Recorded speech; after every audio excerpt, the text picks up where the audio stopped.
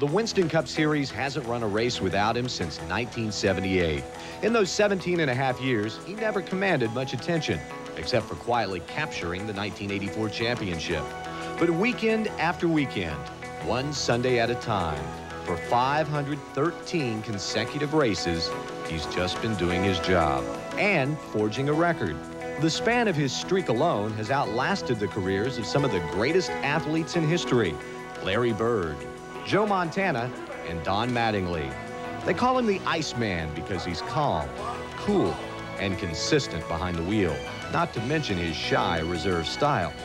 In the flashy Winston Cup Arena with multi-million-dollar sponsors and thousands of adoring fans, he'll be the first guy to shun the spotlight.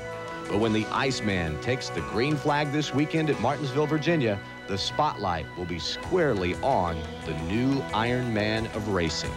At least it's my record, it's not somebody else's, so that makes me feel good. But, you know, I'm glad to see Terry do it.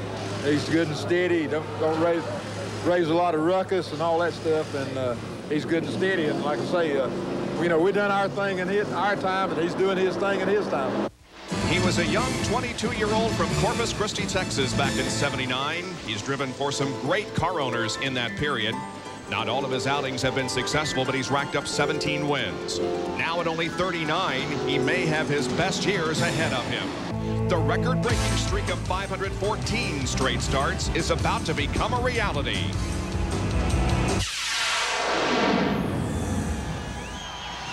Terry Labonte, what will you cherish and remember most about this incredible record you're setting here today? Well, I don't know. I think the thing that excites me the most about it is the fact that how good this race team is and how competitive our Kellogg Chevrolet is. So I don't know. We'll just go out and do the best we can today and kind of treat it like another race, and hopefully we'll come out in pretty good shape at the end. That is the Iron Man, Terry Labonte, as he is in the car waiting for the command. As we will watch and see, as Terry Labonte is yet to fire his engine and the streak would become official.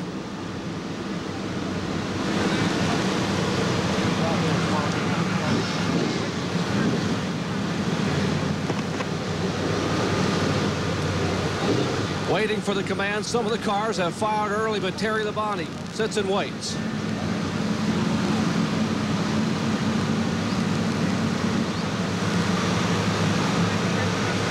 Now we'd like to introduce Mike Youngblood for those famous words. Mike, gentlemen, start your engine.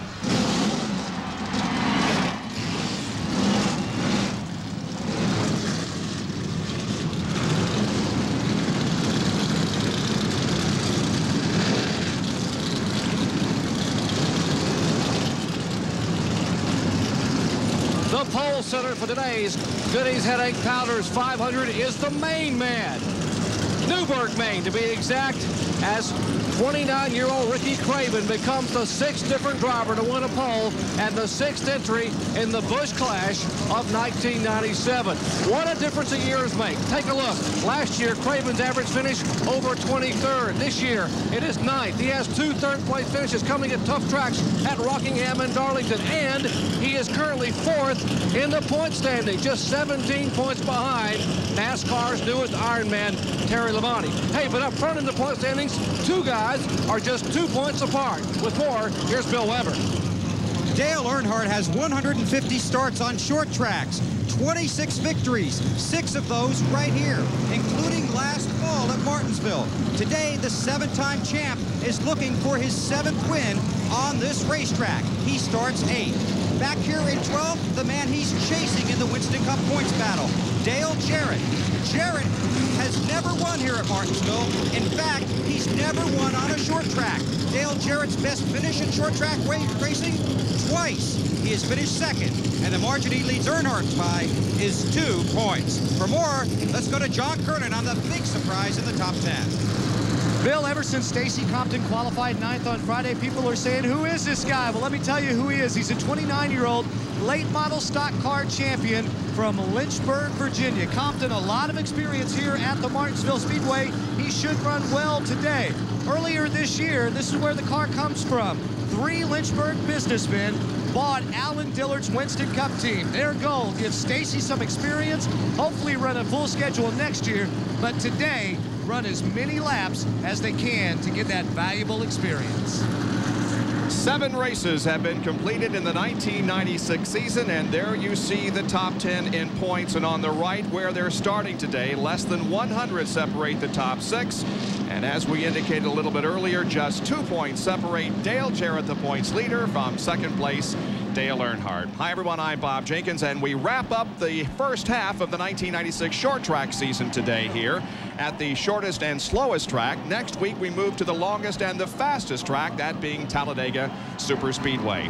1996 has been a very competitive season. As a matter of fact, more competitive than last year.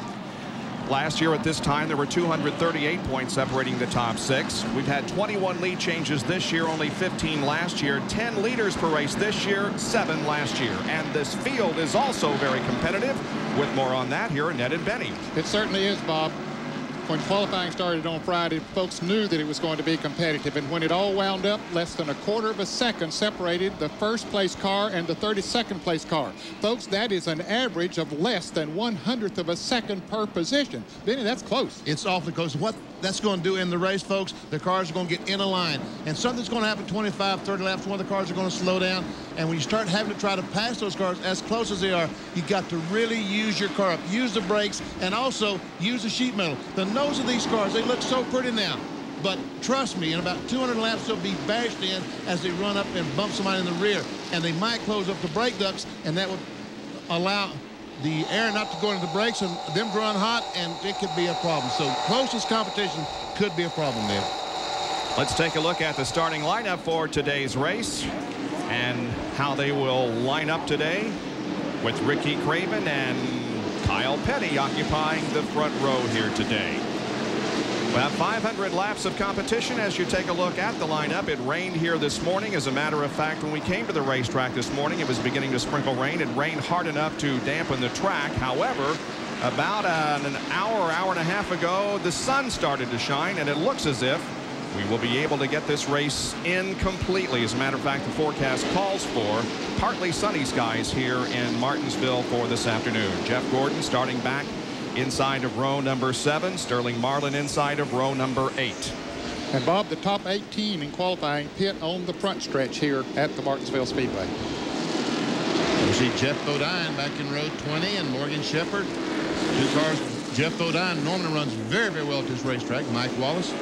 And old DW's had such a great record here at Martinsville back in row 12. Yeah, he owns just about all the records that there are to own here at Martinsville. However, in recent times, he hasn't had all that great a luck, but today may be Darrell Waltrip's day. Well, we're getting the signal for one more lap. It will be green flag racing. You can see them sort of move those cars around on the track to sweep in and knock anything off the rubber of the tires. You see Irvin, one of the provisionals, also Hut Strickland and Robert Presley. Here's a unique camera angle, BP. Wow, this is back by the right rear tire of the chat. That's the left rear tire we're watching. There's the drive shaft, the gear, all the oil lines, the fluid coming from the gear going to a cooler. This is a great shot. All right, green flag in just a second. Big crowd, as always, here at Martinsville. Pace car under the direction of Marlon Wright today pulls off. The field comes down. Ricky Craven comes to his first green flag from the pole position. And we are underway at Martinsville.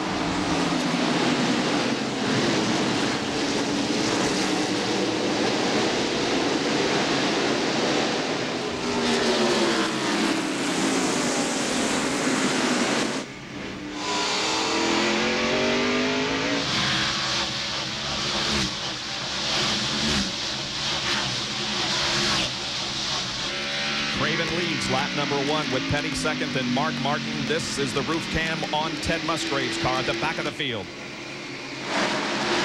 Bill Elliott got shuffled back to 6th position on the green.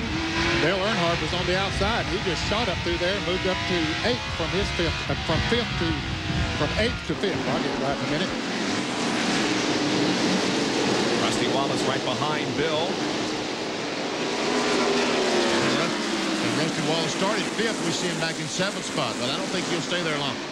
Race for 3rd. Looks like Mark Martin came high off the corner. Ken Schrader got around, and here comes Dale Earnhardt. We got a crash up in 3 and 4. Ernie Irvin among those involved. Robert Presley, Joe Nemechek, and Michael Waltrip.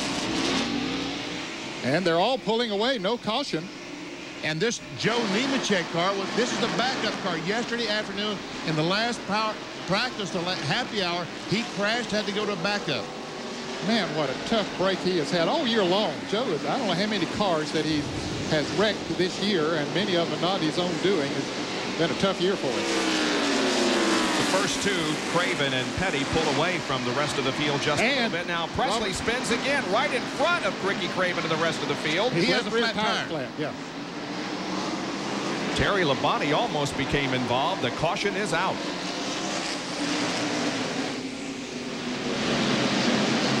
From Michael Waltrip's roof cam, take a look up front. He's following Ricky Rudd in the Tide car. Jeff Bodine down on the inside.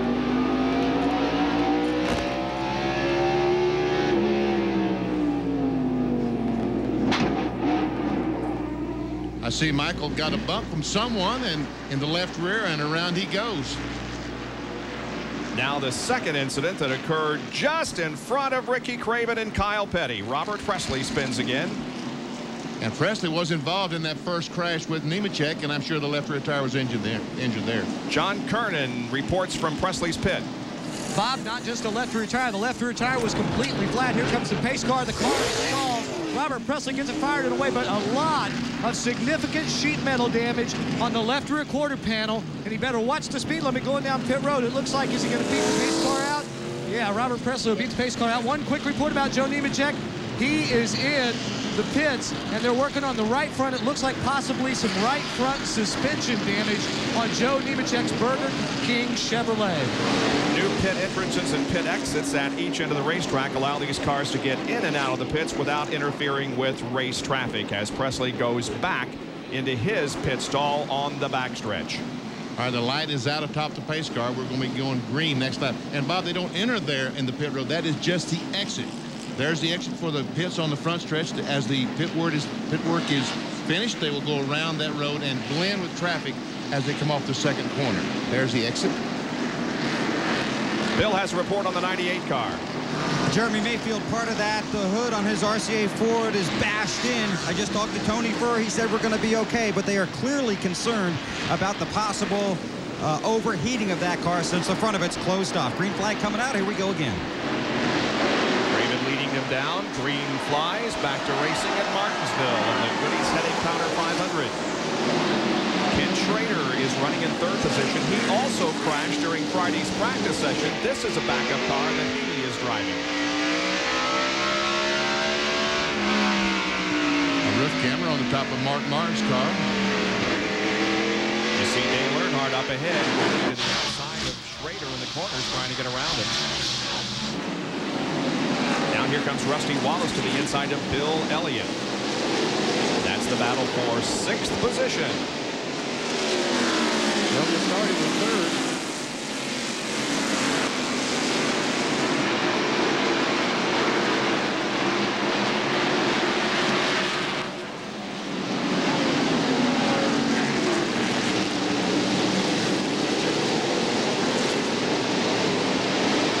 Rusty Wallace will take that spot. Right behind Bill Elliott now is Dale Jarrett. We're going to be seeing this shot a lot this afternoon, Benny, and as the afternoon goes along, I'm sure the brakes are going to become redder and redder on these cars. This is Ricky Rudd's right front. And they go into this race with a mindset, hey, we got to be easy on those brakes. And the crew chief will keep telling them, easy on those brakes, easy on those brakes. You got 500 laps. But sometimes it's just hard to be. Sometimes you're harder on them than you think you are. Exactly what I was trying to say in the opening, and didn't do a very good job of it. That's exactly right. And there we see the brakes starting to heat up because as you run across traffic, you got to start using those brakes, and they'll start heating up. Ricky Craven leading here with 12 laps completed in the Goody's Headache Powder 500 at Martinsville, Virginia. We'll take a break and be right back with more racing.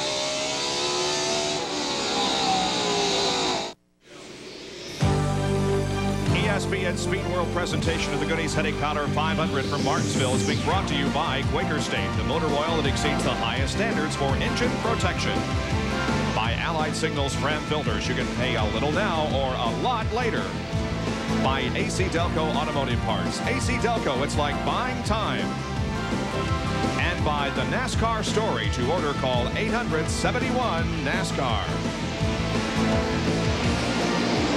Here's Ricky Craven leading Kyle Petty first and second after 20 laps here at Martinsville this afternoon. Craven, the pole sitter, has led more laps today than in his previous 39 starts in NASCAR Winston Cup competition. And these two cars are pulling away from our third-place car of Dale Earnhardt. There you see in our scoring pylon that Earnhardt is third. Rusty Wallace has worked his way back up to fifth spot. But the front two pulling away. Look at Dale Earnhardt. He started 8th, moved to 5th by lap 4, and now is up to 3rd. He passed Ken Schrader a few laps ago on the outside, and that's the most difficult way to do it, but Earnhardt got the job done. I think he had a little bit of help from Schrader. Schrader didn't really fight him that much. He gave him plenty of room on the outside instead of going by. And now Ricky Craven's car starting to slip and slide a little bit, and Kyle Petty, the Coors Light Pontiac, just closes up right on the back bumper. Watch how he goes to the corner faster than Craven. Ooh, little bump there, maybe coming off the corner, close at least.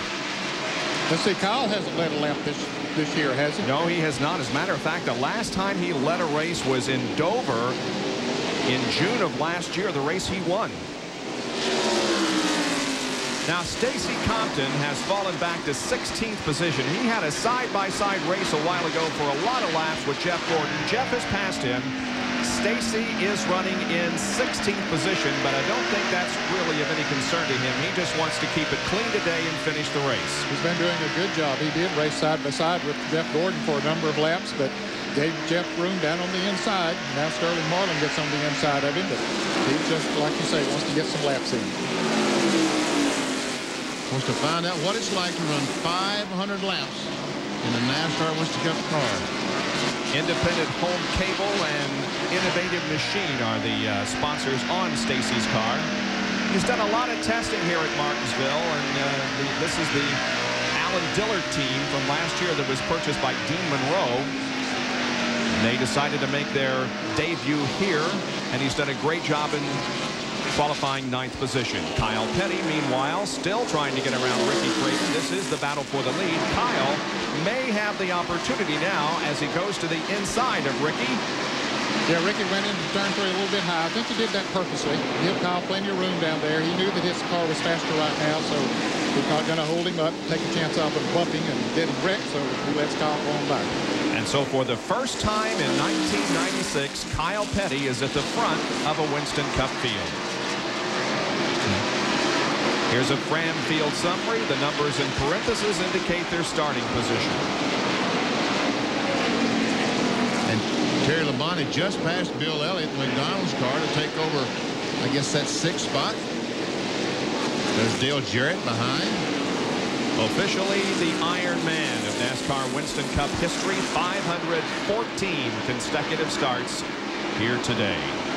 You know, the amazing thing is that right now he is 39 years old. He's the same age that Harry Gant was when Harry was a rookie. That's a good point. Here's Rusty Wallace making a move on Ken Schrader. The Miller car passes the Budweiser car. And that puts Rusty up to 4th place. Rusty Wallace has 5 victories at this racetrack. 3 in a row. This race he's won 3 in a row, hasn't he? As a matter of fact, nobody has won a spring race here since '92. And there we see the camera underneath Rusty Wallace's car.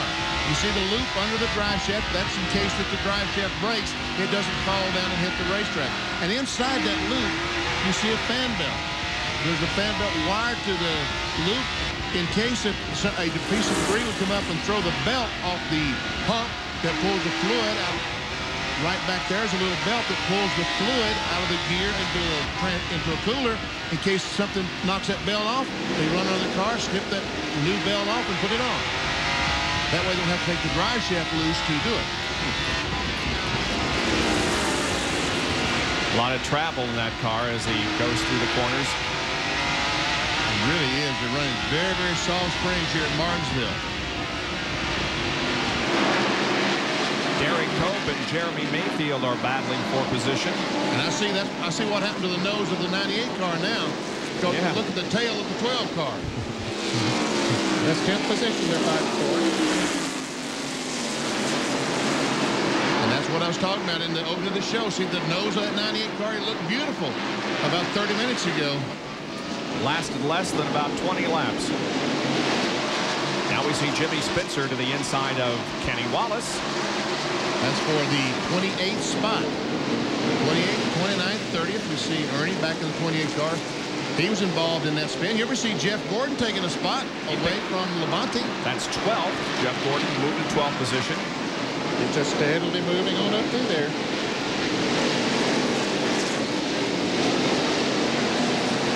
And back to this battle now as Ernie Irvin gets in the mix and goes to the inside of Kenny Wallace. Ernie was involved in the spin that we had in the early going that did not bring out a caution. And one reason these guys are fighting so hard, Bob, the leader, Kyle Petty, is not too far behind them. So their spotters have told them, hey, the leader's coming up. He's 3 or 4 seconds behind you, and they want to stay on that lead lap if they possibly can. Now, Robert Presley there in the 33 car is already up. Oh, he hits a curve that time and just totally misses the corner. And never see Darrell Walter trying to go by Robert Presley. There's the leader, Kyle Petty. And look at the damage on Presley's car. He is 1 lap down as a result of that spin he got involved in earlier. This is also a first-time placement with a camera on the seatbelt of the car. And oh, Presley is into the wall in the backstretch, rides the wall up into turn number 3. What a tough afternoon it's been for Robert, and the caution comes out. And we saw he and Michael Walter making some contact. Never see Michael Walter spun. Yep. How did that happen? Evidently, Michael cut down a tire.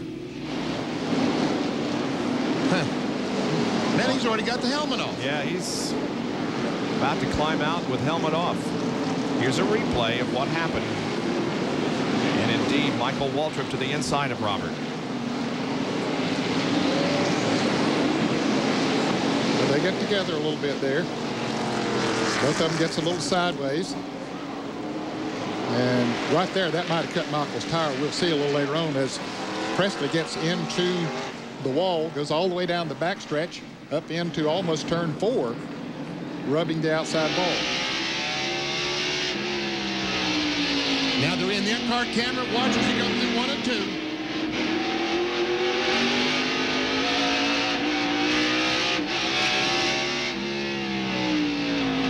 Now let's see what happened to Michael Waltrip's car. Another angle down on the inside as Michael Waltrip in the sit go forward, slips a little bit there, gets into Waltrip, to the 33 car Presley, and into the wall he goes. And he stays up against the wall all the way to turn 4. He's out of the car, walking back toward his pit area, and we do not have the leaders coming in for a pit stop this early. Some of the cars are pitted on the backstretch, and we see Brett Bodine and several others back there. John? We would expect most people to take just right side tires only, Bob. That's what we're hearing here on pit road as Darrell Waltrip is in. Also, Jeff Burton is in. Ted Musgrave is out there. One note on Robert Presley. Just before he crashed over here, before he and Michael Waltrip got together, he had radioed and told his crew that the car would not turn. So apparently he was suffering from a very bad push. Well, it's pretty badly damaged, and the crowd rises to its feet and takes a breather here as the field is under caution for the first time this afternoon. Once again, show you why we have gone under caution here. This is the replay from Michael Waltrip's camera as he ran down the backstretch into turns 1 and 2 with Robert Presley.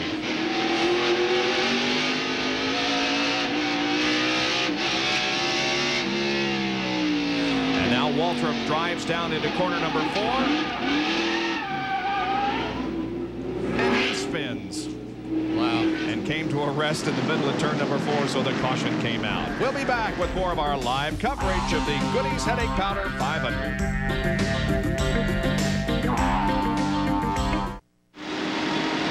There you see the top 15 as the 46th lap has just been completed and the lights atop the pace car are out. We'll go back to racing next time. Kyle Petty at the front of the field here this afternoon. See the cars weaving back and forth, trying to scrub any debris, any small pebbles, anything they might have on those tires. Because when they charge down in turn 1 on this first lap, they want the tires to stick and turn the car.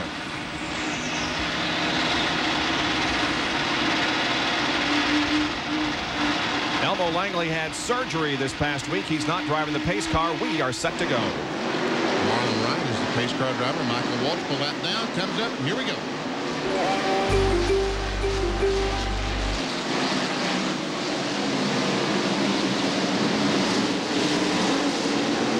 Now there's Earnhardt going by Craven, trying to get alongside Ricky Craven.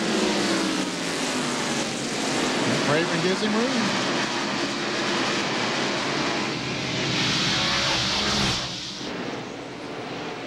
And here's Rusty Wallace going by Craven. Moves in the 3rd spot.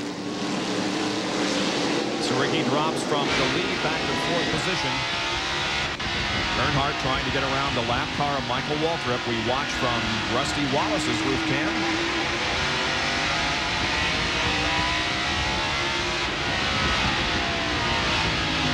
Jared Cope, the main and tail car, just moved in the top 10. Well, apparently, Jeremy Mayfield had a problem down between turn 1 and 2. I didn't see it, but he dropped 2 positions. He was in 10th, and now he is back to 12th. And moving to 11th was Jeff Gordon. And Rusty Wallace trying to go on the outside of Earnhardt. Now he goes back to the inside. He'll try on the inside of Earnhardt. Rumble down into 3, and Dale's going to let him have the spot.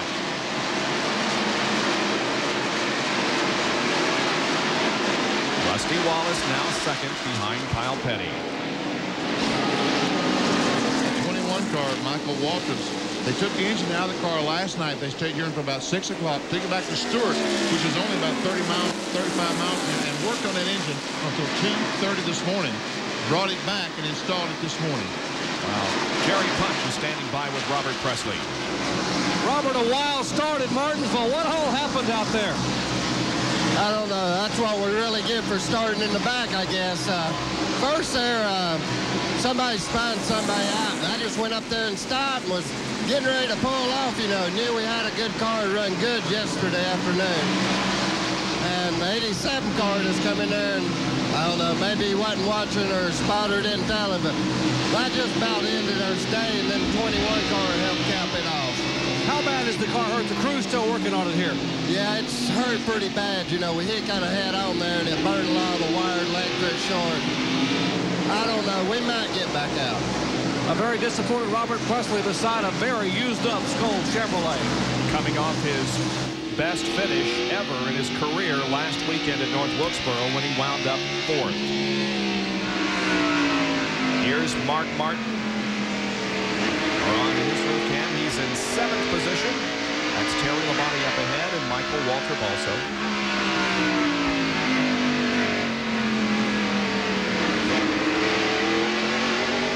You want to be careful not to make those bumps that Dean was talking about. There we see Mark Martin go down on the inside of Michael Waltrip. And you see Michael Waltrip go down the post by the windshield is the A pillar. The post down between Sitco and 21 is the B pillar. And the last one down by the rear window, that's the C pillar. The camera that we saw just a moment ago is located in the B pillar, right between the 21 and the Sitco on the right side. We're always trying to come up with new and different camera angles and where to put them. Now, we must get permission from NASCAR every time we come up with an idea. They've been very cooperative with us in allowing us to put cameras at various locations, including that very unique perspective. You saw the camera there on top of the door. What a great shot it was a moment ago. There it is again as we look back on Bill Elliott. Look how close he comes to the wall.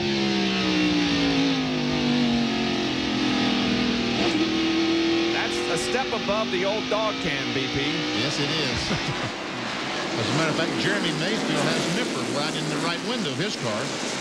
One of the stuffed dogs, the RCA cars. Yep. There is Jeff Gordon, who has come up to 11th. He is now tied for 5th in the point standings with Ricky Rudd, 93 behind Dale Jarrett, the points leader. He started 13th, has gained 2 positions since the green flag drop. We're now on lap 59. And so the 12 car, I'm sorry, Derek Cope, a little bit loose. And that allows Gordon to get on the inside. Might have got just a little bit of that curving down on the inside. That helped to get his car loose. And as you say, Gordon's going to take advantage of it. Doesn't have him passed yet. It sure doesn't, does it?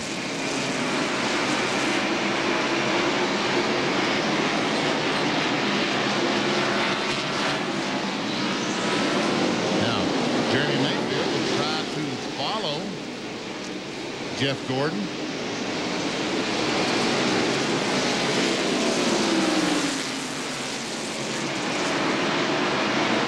Looks like Jeff is going to complete the pass, and Mayfield will now attempt to do so on Derek Cope. Meanwhile, Terry Labonte moves to the inside of Ricky Craven. This is the battle for 4th.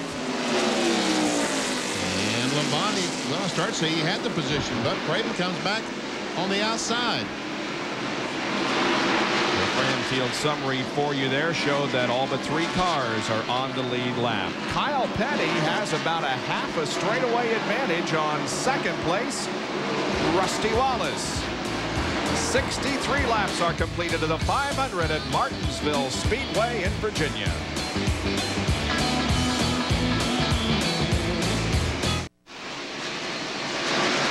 Petty leads the Goody's Headache Powder 500 at Martinsville Speedway in Virginia after 68 laps.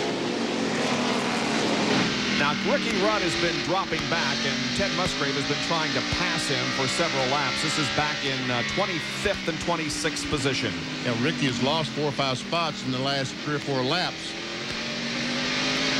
Looks like his car is pushing. He goes in the corner. It will not stay on the bottom of the racetrack, which allows the other guys to just drive up under him. Well, one guy who isn't having any handling problems of any kind is the leader, Kyle Petty. We timed lap 62 through 66. And on lap 62, he was 1.9 seconds ahead of 2nd place Rusty Wallace. He increased that to 2.4 by lap 66. That's some pretty impressive times there. The qualifying time was 20.34 for Ricky Craven, and Kyle is still running around 20.80. He hasn't lost much time. We've run 70 laps. Good 3-car battle here. Dale Jarrett, Jeff Gordon, and Jeremy Mayfield. This is 9th, 10th, and 11th.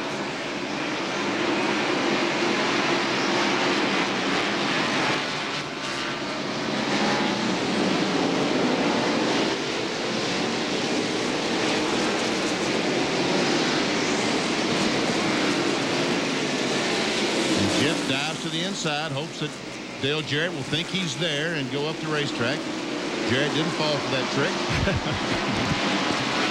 He's going to try it again. That way he does take the spot.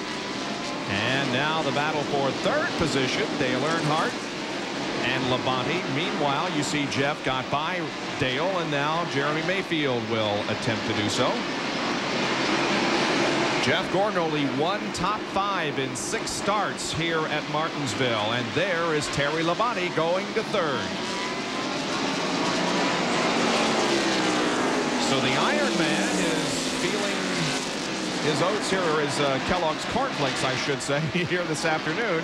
And now Jarrett loses 2 positions quickly as Derek Cope comes inside and drops Dale back another spot. Bobby Labonte now pulling up on the back bumper of the red carpet lease Ford. Yesterday in practice, Dale Jarrett was real happy with his race car. It was cloudy, a little bit cooler than it is today, so apparently it's not working quite as good. Yeah, I don't think anybody set up their cars for a sunny day here today, because it has been cloudy, overcast, and in some cases rainy during the weekend, but nice bright day today. And we see Johnny Benson, the Pennzoil Pontiac, and also the STP Pontiac and Bobby Hamilton closing up. Now, BP, there's going to be a fine levied against Johnny Benson. They haven't announced how much, but they found what they said was an illegal clutch in that car after qualifying, or actually after the final practice yesterday. And they have determined they will fine him, but they haven't announced how much. And the clutch simply was a little bit smaller in diameter than a stock clutch. So here's Stacy Compton, and he's hanging in there in 18th position. He's dropped back to that rather quickly, but he's held there for several laps now after starting in 9th. But as we've indicated before, he's just getting laps on the car. He said in your first interview with him after qualifying that he just wanted to finish the race here this afternoon. And I tell you what, we got a mess down here. And that Kenny Wallace goes around. Square D car. Put it in gear, Kenny. Come on, hurry. He's already a lap down. No caution yet. No caution. Yeah, He's there trying to get it fired, and he does. But there was some contact between he and the 99 car of Jeff Burton, I believe. And that was that mess you were talking about. There were about 8 or 9 cars in that group. There's a little bit of debris on the backstretch. That's a piece of brake hose. And I tell you, whoever missing that is going to need it. As Kyle Petty goes by Brett Bodine in the Lowe's Home Improvement Warehouse car. Yeah, Brett hoped that caution would come out there a moment ago, but it didn't. There's a spin by Kenny Wallace. I never see Kyle Petty, the leader, go by. And there is the debris on the backstretch. That's just a piece of rubber. So I don't know what, if NASCAR would deem that to be necessary for a caution, huh? Yeah. Let's see, there's the difference between the 5, Terry Labonte, and the 42 of Kyle Petty. 3.02 seconds. We'll watch that interval as time marches on and see if Labonte is getting closer or falling back.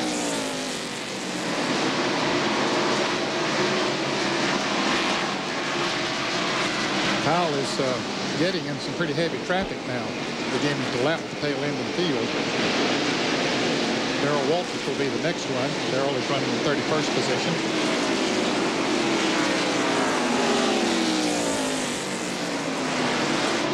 I tell you what, you got to take your hat off to Rusty Wallace and his people, because Billy Woodruff and David Evans came from there. The crew chief and engine builder on Kyle Petty's car came from the Rusty Wallace operation over the winter, and that's probably basically the setup that Rusty Wallace runs on that Pontiac.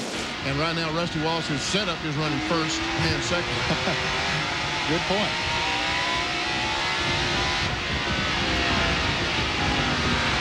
There's Nemechek. He is 18 laps down. Here's Lake Speed and Ted Musgrave running side by side, 26th and 27th. Jeff Burton just went a lap down. Darrell Walker got by Jeff, and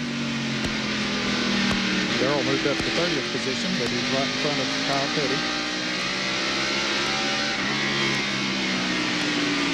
Talked to Howard Comstock this morning, the crew chief on the Family Channel Prime Star car, and he said that, you remember that great run he had last year, Ted Musgrave? And yeah, he said he's second. Yeah, Musgrave.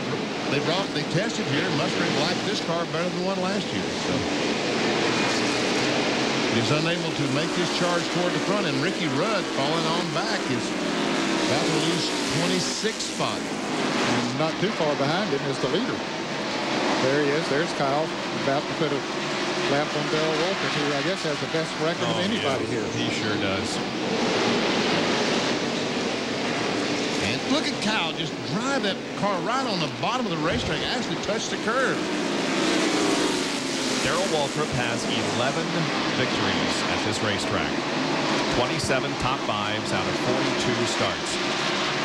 Hey, there's somebody that's established a pretty enviable record in NASCAR Winston Cup racing. That's the king, Richard Petty, as he watches his driver, Bobby Hamilton, who's running 13th. We'll be right back.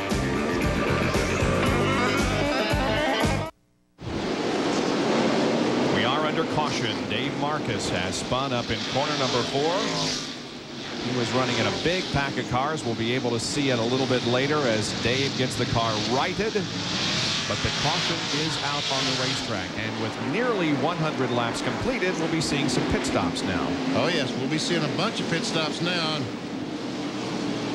And here comes the pit. Here they come down pit road. Kyle Petty, Rusty Wallace, Labonte, Earnhardt, Craven, all of them. Boy, they slam on the brakes, though, and stay under the speed limit of 35 miles an hour. Here's Bill Weber in Rusty's pit.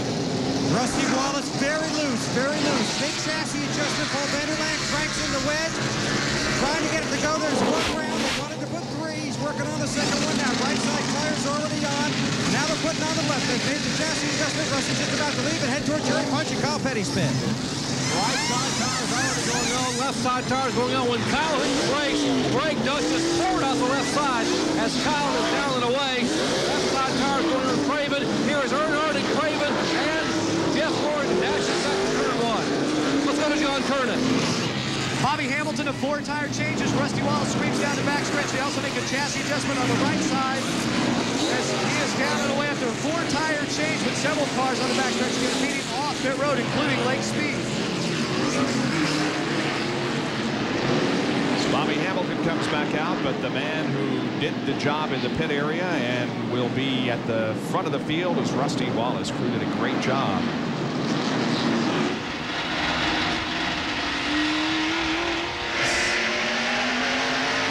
Here's what caused the caution flag. This is Stacy Compton's car. Dave Marcus on the outside.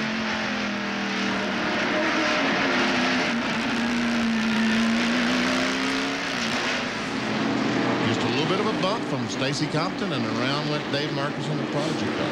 As they were coming off of turn 4, when you're almost out of control there anyway, and Compton just got him just a little bit, and that spun him around. And here's the proof of what I said just a few seconds ago. Rusty Wallace, look at the times, 32.4, 35.1. That's the total time entrance to exit. But Rusty Wallace's crew gets him out first, and he is behind the pace car as the track is being looked at before we go back to green. You're watching live coverage of the Goody's Headache Powder 500.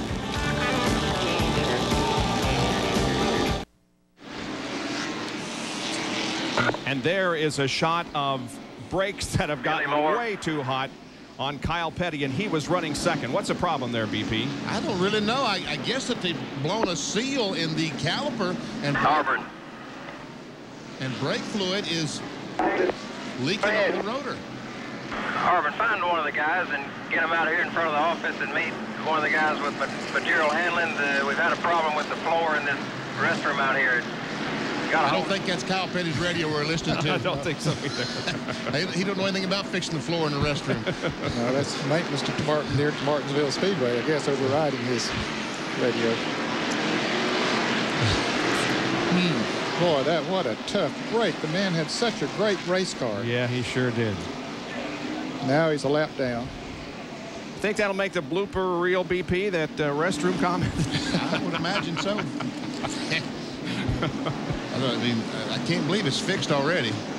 Well, the field is about to go back to green, so Kyle is losing laps here as he sits in there and gets this repair done on the right front of the car. There are the spotters as they're getting ready to tell their drivers, go, go, go, because the pace car is just about to turn off the racetrack. Stacy Compton, by the way, lost a lap during that pit stop. And Ted Musgrave and Morgan Shepherd and several others lost a lap as they came to the line, slowing down up there for that accident as we get the green flag. So there are several cars that got lapped right there at the end. We're showing 24 cars on the lead lap right now. And we see that Jeff Gordon is in 3rd place. The DuPont Chevrolet, and Earnhardt is in 4th. Gordon did beat Earnhardt out of the pits, and there we see the pole sitter Ricky Craven in 5th.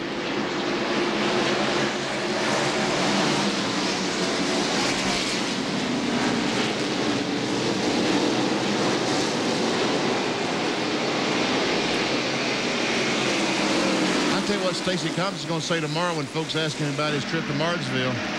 He said, I had no idea how good these guys are when it comes to driving a race car. And pitting and all of those kind of things. Everything in the whole package. Yeah. Folks, I wish some way, somehow I could tell you just how good that they are. Every one of these guys, Sterling Marlin, Dale Earnhardt, Jeff Gordon, Rusty Wallace, Dale Jarrett, they are the best in the world. When 36 or whatever cars come to a racetrack like this, and all of them qualify within a quarter of a second of each other, you know that they're just about equally matched in talent. By the way, we'd like to acknowledge those who went home and didn't make the race. Elton Sawyer, Randy McDonald, Steve Grissom, Dick Trickle, Bobby Hill, and Ward Burton, and Wally Dallenbach Jr., and that's the first time since 1964 that a Bud Moore car has tried but failed to make a race. Wow. That was too bad. Here's a Fram field summary. Again, the parenthesis numbers indicate where they started. Mayfield is up from 16th to 8th. Marlin from 15th to 6th. And Sterling Marlin's pit crew did a great job. He was running about 13th. And when the pits ran about 13th, came out 7th. And Ernie Irvin's crew did a great job also. He was almost lapped, and there he is up there in 13th position. There's Ernie Irvin right in front of Mark Martin. 24 cars on the lead lap. 24.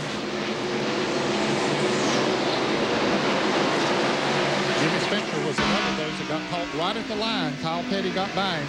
They had slowed for that accident up there with Dave Marcus spinning out, and Kyle had some momentum, so he drove right through there and lapped several cars as they came to the start-finish line. Spencer was one of them. Mark Martin's dropped clear back to 13th. Yeah, he must have had a bad pit stop. Well, he had trouble getting out of the pits. There were tires all over the pit lane. He ran over a tire. His car got up off of the ground coming out of it. He had to be wondering, you know, has it knocked the toe end out of line, or has it done some other damage? But apparently it did not do any major damage. He's still out there running. Terry Labonte, meanwhile, closes in on the leader of the race, Rusty Wallace. As we watch Mark Martin, here it is, about 4 or 5 car length separation now between the two, and Labonte closes in. Let's talk to Kyle Petty and see what the problem was with that car. Kyle still sitting in the Coors Light Pontiac. Kyle, you had a great race car. What happened out there? I don't know. We were good until we made the pit stop. I don't know if something got caught up between the wheel and the caliper and knocked the line off, but it pumped all the fluid out, and that's why we had a fire in the right front. It was pumping the fluid straight out of the caliper onto the wheel and onto the brake rotor. So, hey, just one of them things, man. That happens. You just got to fix it, go back out there and try to get some points. But we were running pretty good. I have fun when I get the lead. I wish I just got the lead more, man. That's Kyle Petty, still able to smile. Now, Billy Woodruff and company are working on the right front caliper. They're actually trying to change the caliper where it was scorched and also replace some of the lines to it to try to get Kyle back on the racetrack. What a tough break. Yes, indeed. Kyle Petty 16th in the points, trying to go back out there and get some more. This is the battle for 4th position. Earnhardt has it, and Craven wants it. And Earnhardt has fallen back after the restart. Evidently, this set of tires not to his liking, because he's lost a couple of seconds to the front three.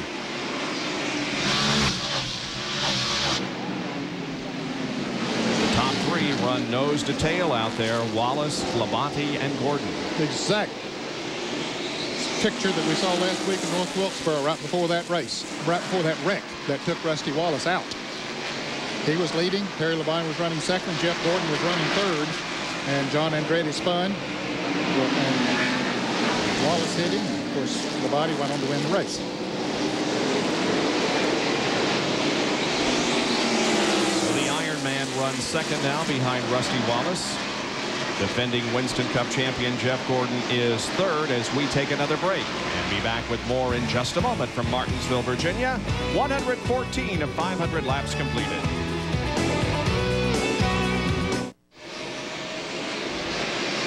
Well, as the NFL draft continues, we thought we'd show you the company that Terry Labonte has, the Iron Men of other major sports. Jim Marshall in the NFL, 282 consecutive games in 19 years. Cal Ripken, of course, was over 2,000 starts for Baltimore. Doug Jarvis of the NHL started 968 straight, and Randy Smith in the NBA 906. But for Terry Labonte, it's 514 consecutive starts in 17 years. That was 964. Where'd you get 968 out of that? What did I say? Anyway, here we are. There he is, Labonte running second. Sandwiched between Rusty Wallace, the number 2 car, and Jeff Gordon in the 24th. And here comes 4th place, Dale Earnhardt. Earnhardt looks like he's starting to come back a little bit on right now. Yeah, he has gained a little bit on them. And Ricky Craven, who was gaining on Earnhardt, has dropped back from him. There is Craven, the pole sitter of this race. You're going to count bonus money. He's down to $7,600 after that big check that Terry Labonte won last week at North Wilkesboro. As we continue our pan on back, there's the 6th place car of Sterling Marlin. 7th place, Ken Schrader. 8th place is Mayfield. I tell you what, I'm impressed with Jeremy Mayfield. Not only today, but all season long. But this is a tough little racetrack to get around, and he and Tony Ferb got a good setup because he is really fast on RCA4. His best finish here was last fall at Martinsville. He finished 16th. He's finished 16th twice, as a matter of fact, at this racetrack. So he's on pace for his best finish ever here. There's Stacy Compton and the 9th place car of Lake Speed. Yeah, how about that? Having a good run. Lake had a very good pit stop running up in there.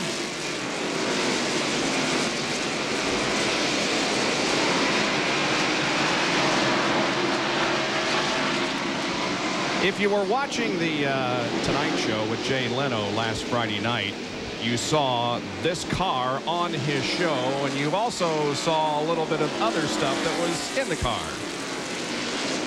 They have a Spam race car, stock car, NASCAR. Yeah. Have you seen it? They let me borrow it for the weekend. Did you see it parked today? I drove it to work today. The folks at Spam, very nice, let me borrow it. But one minor problem with the car.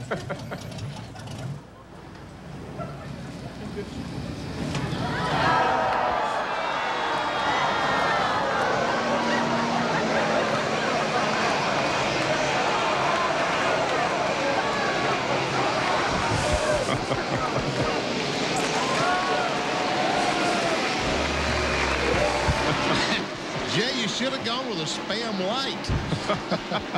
Like I do. From 24th to 9th, Lake Speed in the Spam Melling Ford. There's Bobby Hamilton, who's running 10th. Meanwhile, the leaders are approaching some slower traffic. There see the 87 car of Nemechek, the Burger King car, who was involved in that first or second lap incident with Robert Presley. Damaged his automobile, so. And you wonder why he might would go back out there with all that damage on his car. He has moved up 2 positions now that Robert Presley and Kyle Petty are behind the wall. Well, see, he picked up 2 positions. That's 6 points back in that area. So who knows? If others fall out, he continues to run, you can pick up some more positions.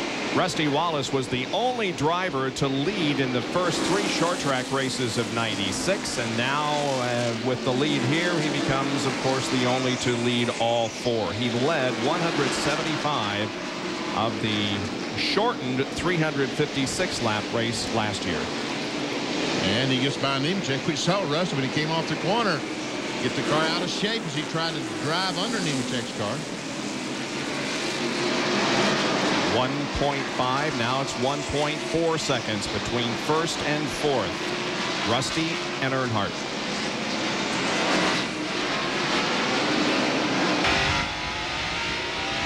And from the roof cam, you can see the challenge ahead for Rusty Wallace. And that is a tough challenge.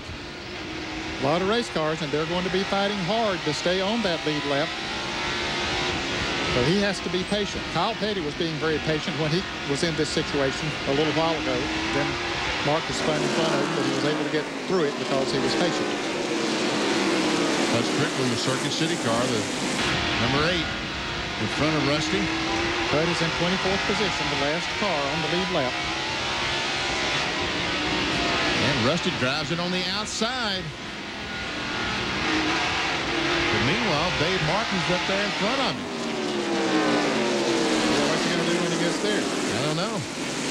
You're slow down. That's what he's going to lose the lead. That's what he's going to do. If he isn't careful, he will. Of course, Terry Labonte is cool, too. He wasn't going to take any chances of jumping up in there.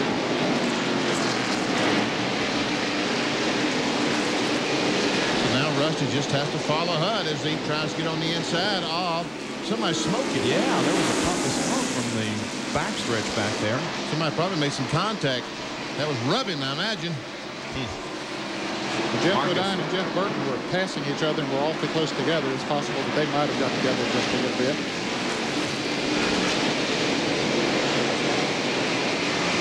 And Kyle Petty has finished repairs to put him back in the race. And the driver who started from the outside of the front row and led early on, led 67 laps, as a matter of fact, goes back in the hunt. It's Wallace, Labonte, Gordon, Earnhardt, and Craven at Martinsville.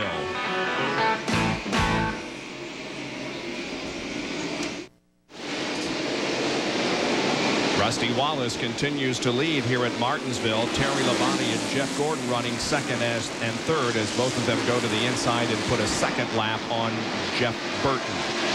Just ahead of the leader, a couple of guys who got together last week, and they have gotten together again. Jeff Bodine and John Andretti. And Andretti accused Jeff of getting into him at Darlington, so that little battle has been going on for a while. They are back at it again here at Martinsville. We got a good perspective of it, though, from Rusty's roof cam.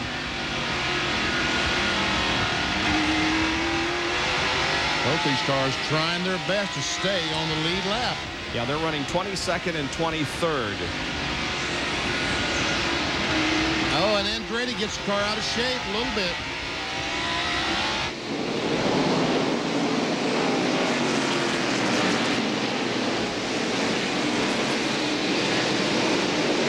Let's take a look at that again as they moved into turn number 1 a few laps ago.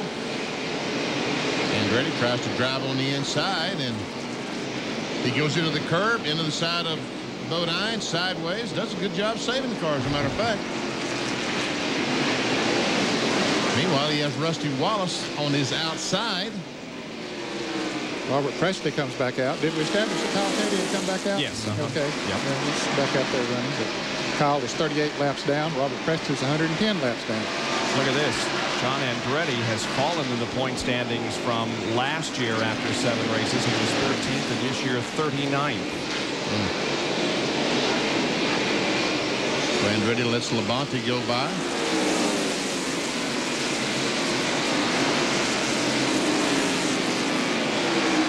In case you missed last week's race, what we were talking about just a moment ago when Rusty was following John Andretti and Jeff Bodine. This is Rusty Wallace last week at North Wilkesboro.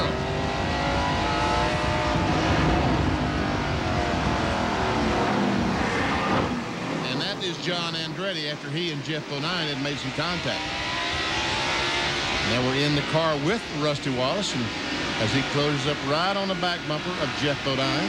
We understand that NASCAR has warned both the 7 and the 37 teams to get their drivers under control, because if they keep it up, they're both going to the penalty box.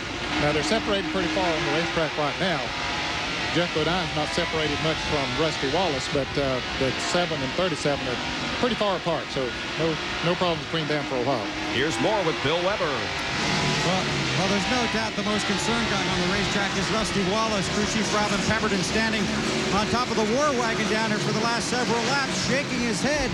They wanted by the 37 and the 7 when they were battling together. Now they're still trying to get by Jeff Bodine as Rusty charges into turn 1. So they've been watching this very closely. Now Robin hangs his head again as Rusty continues his battle to get that position on the racetrack.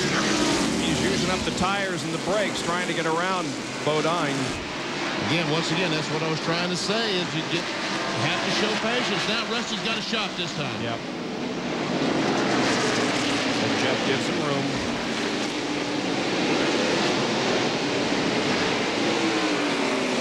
An incredible short track record for Rusty Wallace. Last 30 races, average finished 4th, 11 wins, 26 top 5.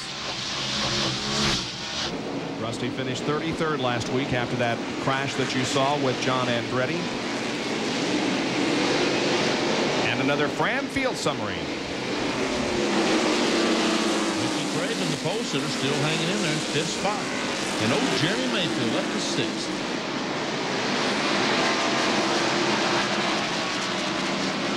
And now we see Terry Labonte is having the same problems getting by Jeff Bodine that Rusty Wallace was having.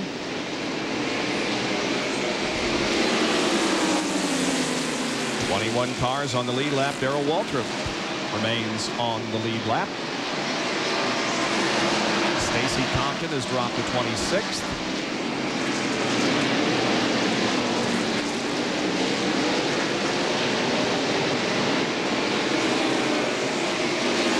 I think all cars are still running, aren't they? Robert is 113 laps behind, but he and Kyle Petty and Nemechek, whose cars were damaged in earlier incidents, are all still out there.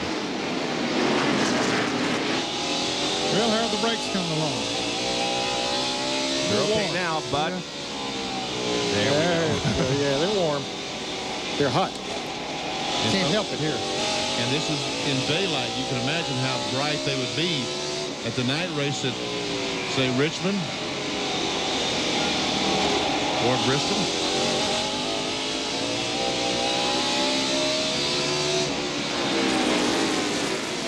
Brake rotor really lights up as he goes down the corner and touches the brake. You can even see it on the outside of the car, how hot they get. Now, Ricky is not too far ahead of Rusty Wallace. There's one car between he and Rusty Wallace. He's the last car on the lead lap in 21st place. Darrell Waltrip has moved around Ricky Rudd now. And Sterling Marlin is losing some positions here. Here comes Ted Musgrave. Well, that's not for position. Right. Ted's one lap down, but just a lap ago, the 25 car, Ken Schrader, went by. And now here comes Lake Speed to take away 8th spot, or try to, from Sterling Marlin, and he does.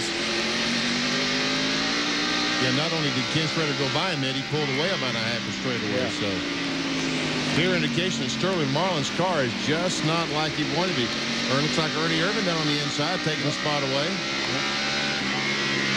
We understand that Lake Speed only took 2 tires during his pit stop. I'm wondering if Ernie Irvin didn't do the same thing. I think he did, Benny, because he was back about 28th or 7th or 8th or something, and he beat a lot of cars out that were bidding on the front stretch, and he might have, but it's working good for both of them, it looks like. So it's Rusty Wallace, a 5-time winner here at Martinsville, looking for his 6th victory and leading at the moment. Back with more from a jam-packed Martinsville, Virginia Speedway after these messages. Stay with us.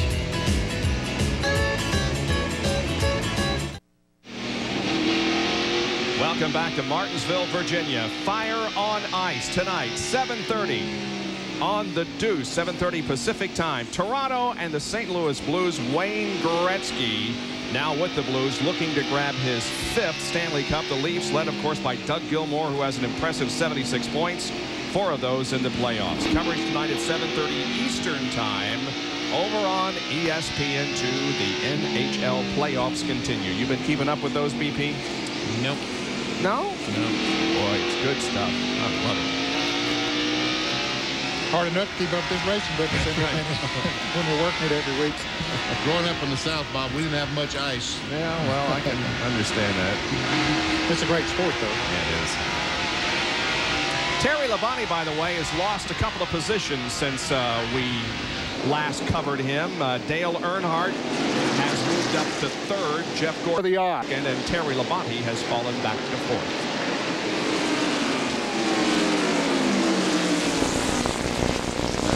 Who's out on the inside of Brett Bodine and Earnhardt. Ricky Rudd has gone a lap down. And Jeremy Mayfield has caught Ricky Craven. Battle for 5th. And while they battle, I mentioned Ricky Rudd. He has come into the pits on the backstretch a little bit earlier than he should have been in. He just lost a lap, Ned, so when that happened, he came in. He's 21st. John? Bob, we expected 4-tire change for Ricky, who has been complaining that the car has been just a little bit tight all day long. The right sides are on, left sides are going on. As soon as he lost that lap, ducks onto pit road, takes on 4 tires down the way, a pretty good stop.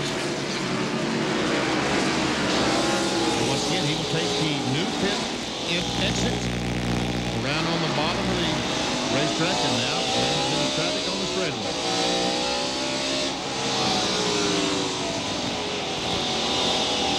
He's going to fall in between Mark Martin and Dale Jarrett, at least for the moment.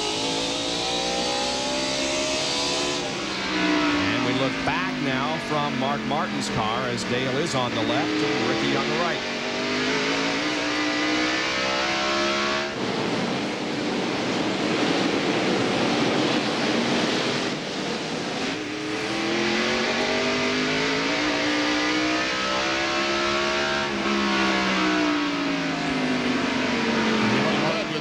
Tire just drives on the outside of Mark Martin. Yep, Mark Spotter told him, said, hey, he's got fresh tires. Let him go. He's several laps down. As a matter of fact, he's 2 laps down according to the scoring. system here. And Martin might have a flat tire. Oh, he does. What's the problem with Mark? Right front. If you can see, he's down that far, down on the pace. He's even coming in the new pit road. It is an entrance in this case, Ben. Yeah, it was an entrance in this case because he was just going to be a detriment. And there we see the right front tire completely flat. And that's probably caused from brakes. He was running 13th. Comes in for a set of rubber. And how are they going to get the jack on it? Come on, pick it up, guys. They finally get the jack on. Jerry? It's the right foot that always takes the worst beating in the brakes and has the most difference here. Now, right now it has cost the Valvoline Ford driver of Mark Martin an unscheduled pit stop as they change the right front and the right rear. He is off the jack down to the loose about a lap and a half, maybe even 2 laps. And we saw the fire that was going on while they were making the pit stop.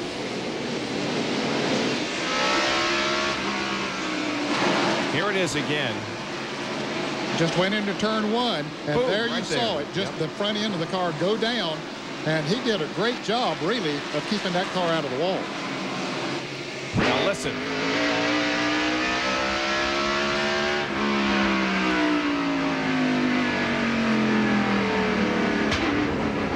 Sound like a gun went off, didn't it? Oh, it did. Man. And look at this. Now, Ernie Irvin is banging on the back bumper of Mark.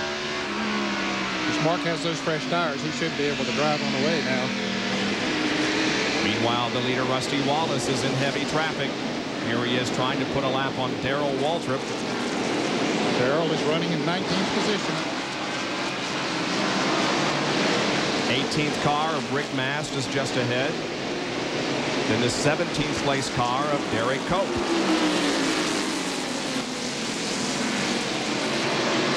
His last 7 races here at Martinsville for Rusty. 4 wins, 2 seconds, and a 3rd. That's not too shabby, huh? Pretty good average. Sure is. Boy, he is so good on these cuts. He's good everywhere, but particularly in the short cuts. Tell you what, Rick Mast almost, when he jerked the rear end jerked back, almost slapped that 2 car in the left front. Now Bill Elliott and Dale Jarrett both come up to try to pass the 4 car of Sterling Marlin. Well, 4 car's going to lose 2 more spots. He's going to fall all the way back to 13th. Yep. I wonder if he's another car that might have changed 2 tires because he jumped from 13th up to 7th on that pit stop. It could be he only changed 2 tires. Very well be. Might be showing up now. I don't know. Look at this. The track record is 79.1. We're at record speed now, 80.3, as Ernie Irvin has moved into 7th position, passing Ken Schrader. Ernie's having a great run here today. Sure is. Took a provisional to get in the field.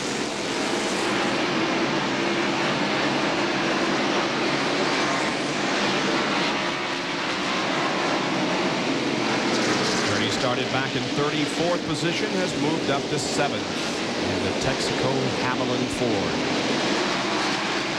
Rusty Wallace, meanwhile, is the leader with Jeff Gordon running 2nd, then Dale Earnhardt, Terry Labonte, and Jeremy Mayfield.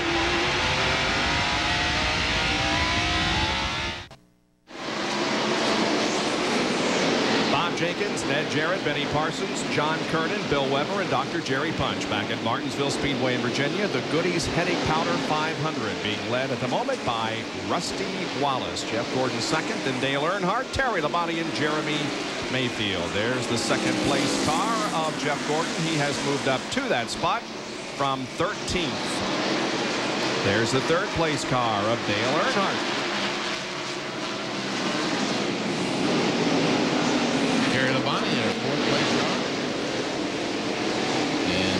Somewhere back there is old Jeremy. Where is Jeremy? There's Jeremy. He had a couple of teeth knocked out there in the opening laps, but he's hung in there, hasn't he? He's taking a nipper from the ride of his life. There's 41 car, Ricky Craven, our pole sitter. He's currently running in 6th after the pole effort. And a good performance being turned in by Ernie Irvin, who is 7th, having started 34th. Ken Schrader runs 8th. The Budweiser Chevy. Lake Speed will be the 10th place car. Number 9, the Spain car. We missed old Bobby Hamilton. There he is, the 9th place car. STP Pontiac. Bill Elliott should be next in line after these two. By the way, while we hunt for him, John Andretti is behind the wall with brake problems. There's Bill.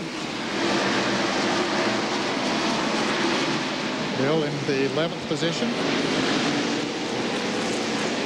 Running 12th is the man right behind him, the points leader going into this race, but only by 2. Dale Jarrett. There he is, closing in on Bill.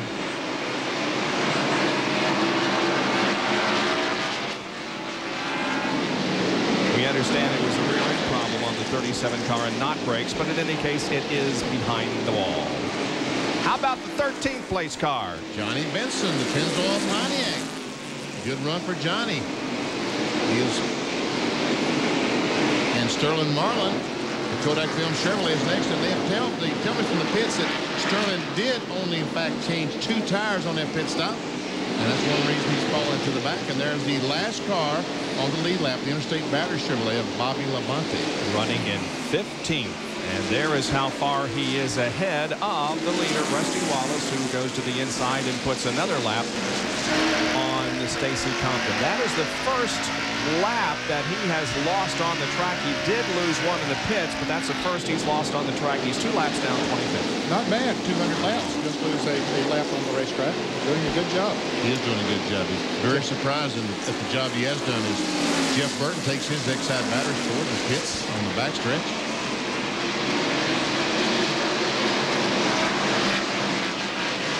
There's Jeff Burton's pit stop. He's got some damage there in the front end, flat nose. I mean, it's unbelievable just how many noses are going to be knocked in before this day's over. We were showing Stacy Compton there a few seconds ago as we watch Burton's job completed and Dale Jarrett go to the inside of Bill Elliott trying to pick up the 11th spot. Similar situation to Compton's occurred here last year. A driver came here in his first NASCAR Winston Cup start and qualified in 9th position. Remember who that was? Elton Sawyer. Brett Bodine goes in the pits on the back as Dale Jarrett gets that. Well, I started to say he had the pass made, but here comes Benson now.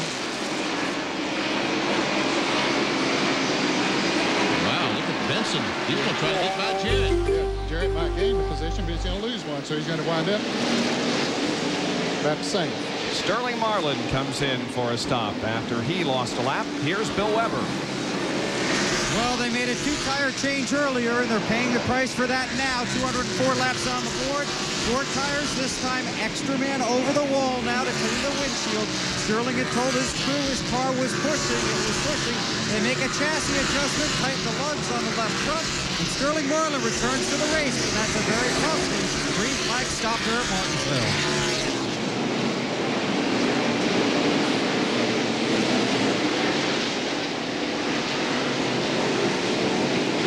Rusty Wallace has led this race since lap number 96, and we are currently 206 laps into the event.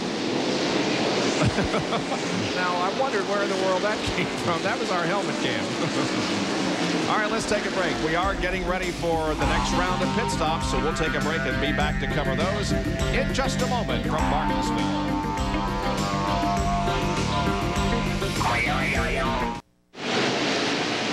Jeff Gordon begins to close in on our leader, Rusty Wallace, at the Goody's Headache Powder 500 from Martinsville Speedway in Virginia. There's first and second, but the guy who's going the wrong way, who's losing some ground, is NASCAR's new Iron Man. Terry Labonte has fallen back to 6th position as both Jeremy Mayfield and Ernie Irvin have been able to pass him. Not only 6th position, but a long distance between himself and the leaders, and he's running the high groove around the racetrack. It's like the brakes or something has gone on the 5 car. Yeah, he's over a half a lap behind. Blake Speed just made a pit stop on the backstretch. There you see Blake Speed exiting the pits as we watch this. Now, Ricky Craven there in the 41 car is the next one to try to take the position from Terry. And the 25, that is for position between Schrader and the 41.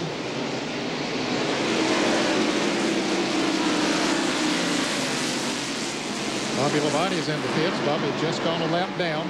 He's was in the 13th position. And there we see, there's the 18 car in the pits. Right side's being changed, going around the left side. Schrader still trying to get by Craven. Yep, he did it.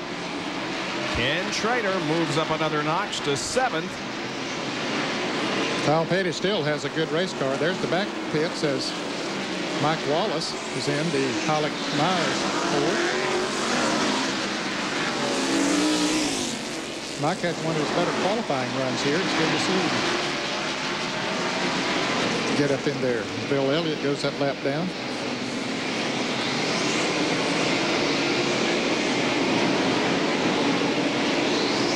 Here comes Ernie Irvin trying to take the spot away from Jeremy Mayfield. And that would be for 4th spot. Wow, what a run. Oh, some contact between the two. Well, they say, Bob, Rubbin's racing, and they were doing some serious racing. Eric Cope peels off, comes into the pits. 11 cars we saw just a moment ago in the pits, so that's why he's going by these guys for fresh tires. Last 2 races here for Ernie Irvin. He was first in the fall of '93 and second in the spring of '94. Derek Cope also in for a stop as the left side tires are being changed. He is currently 2 laps down, and now will be going another one down. He was having some type of problem. It looked like a brake problem on his car as well. They finally do complete the the pit work, and he starts back, and Jeff Gordon closed up on the back of the 2. Everything 43, Bobby Hamilton going in the pits. And he's the first of the top 10 to come in for a pit stop, and he relinquishes the 9th position to get the stop taken care of. We'll take another break and be back with more in just a moment.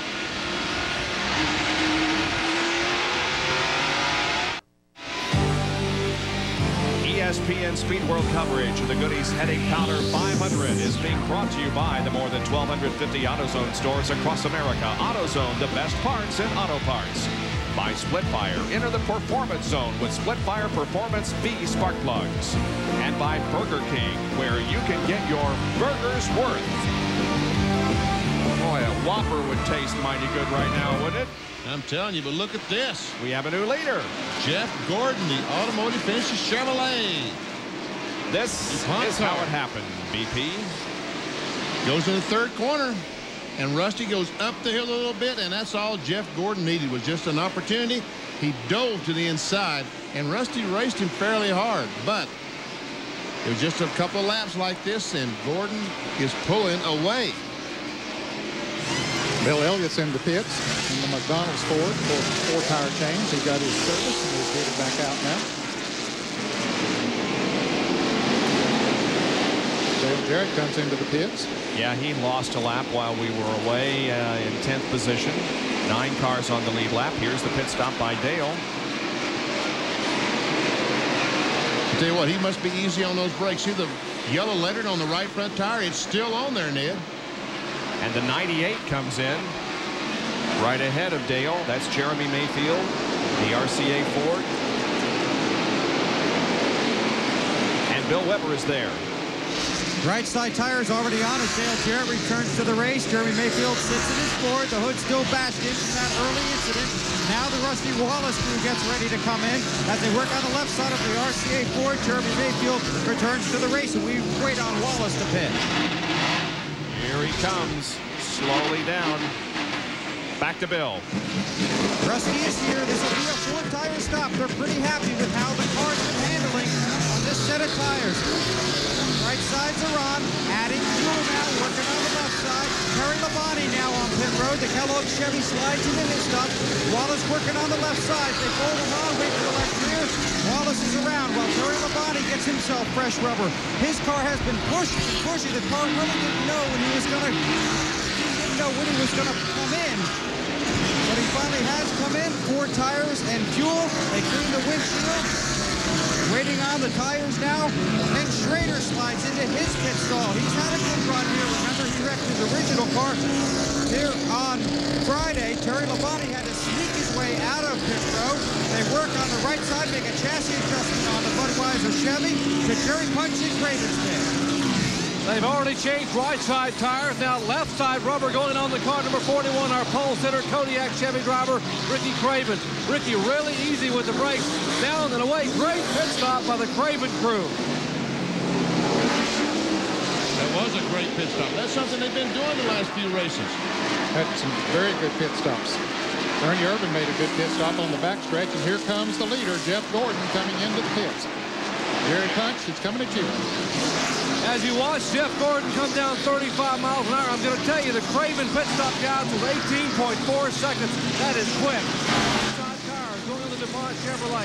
Now, originally, Ray Evernham had planned to put a roundabout in the right rear because the car would not turn in the corners. But when Jeff took the lead a little bit ago, Jeff said, forget that round in the right rear. The car is doing awfully well right now. 15, 16 seconds, 17. He is down and away at 19.4 seconds. Let's go to Bill Weber. And the Goodwrench Chevy sits in its pit. 4 tire change for Dale Earnhardt. The right sides are on. Now they whip around to the left side. Crank up the jack, change the left side tires. Clean off Earnhardt's windshield. Chocolate Mars has the fuel in. Earnhardt waits, working on the left rear. Waiting. He guns the engine. They drop the car. He's back in the race. That took a while. Now, Dale Earnhardt did lead a lap. Jeff Gordon came in, he led that lap, and amazingly, I found this almost impossible to believe, but that was the first short track laps that Dale Earnhardt has led in 1996. We've had 5 leaders, 4 lead changes as the pit stops have, for the most part, been completed among the top 10.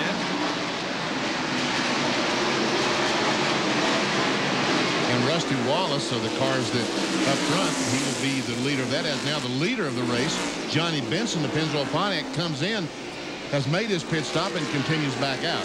But he led a lap or so. And now it will be Rusty Wallace back in the lead. So with all of that having taken place, we go back to competition on the racetrack with Rusty Wallace up front. We'll be back with more live coverage of the Goody's Headache Powder 500.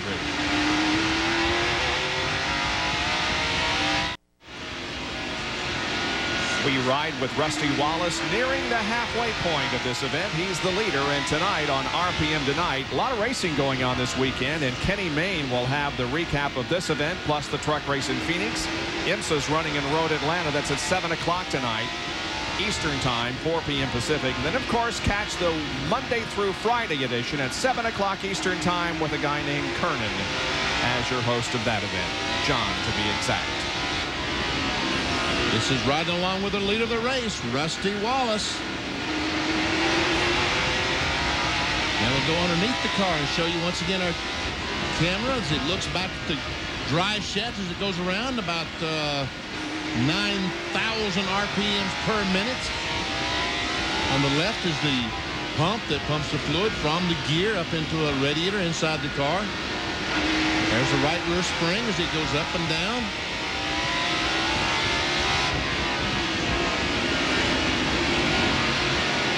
You can see the brakes getting hot over there on the far right. The rears will not get nearly as warm as the fronts. There we go back forward again. There's a filter for some of the fluids. But once again, the loop under the drive shaft is simply so in case the drive shaft breaks, it doesn't fall on the racetrack. And they're getting the halfway mark. 250 complete. 250 to go as Rusty Wallace is the leader at the halfway point. Now let's check on Ricky Rudd's brakes. Once again, it's the front brake, and that's about 75% of the braking that you do is done by the front wheels, 25% by the rear. Ricky was running in the 13th position. He was just passed by the 30 car of Johnny Benson. Now Dale Jarrett goes around him. All of those cars are 1 lap down. There we see him accelerating down the backstretch, hits the brakes, and they warm up.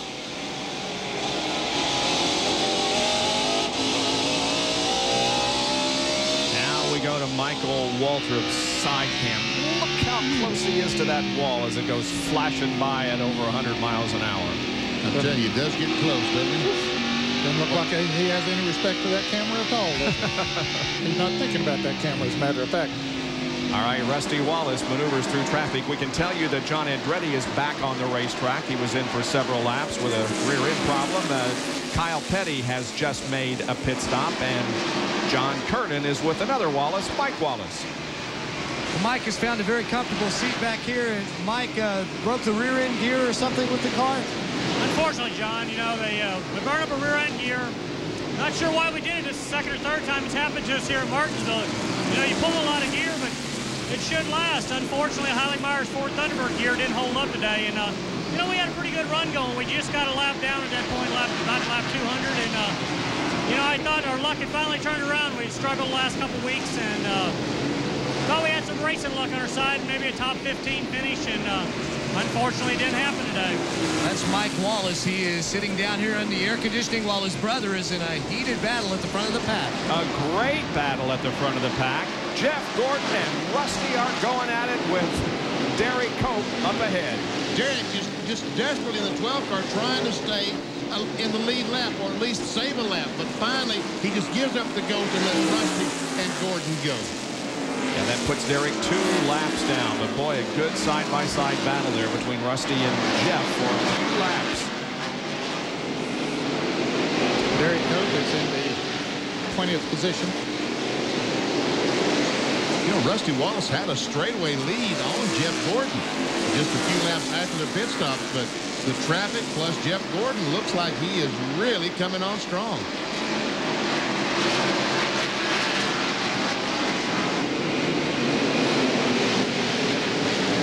Separation between first and fifth is almost 15 seconds as Rusty Wallace and Jeff Gordon are well ahead of third place Earnhardt and Irvin and Mayfield.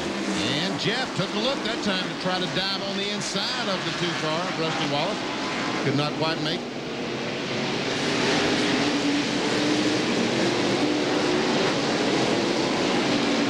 Jeff Gordon is tied for 5th position of the point standings with Ricky Rudd, 93 points behind Dale Jarrett. There's Brooke as she watches her husband Jeff in 2nd place.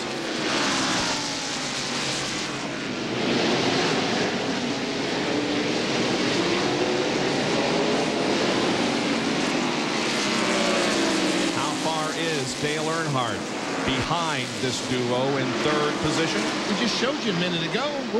Jeff Burton has spun here, and a caution is out. So Earnhardt will be right on their bumper here after they make pit stop. And there he went, the 3 car.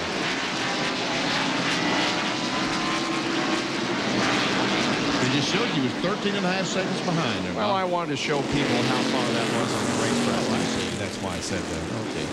Now then, the cars will be diving in the pits. Now, it hasn't been long since they pitted, but they will dive in to get those 4 fresh tires. Yep, here they come. Wallace, Gordon, Earnhardt. Here's Bill Weber.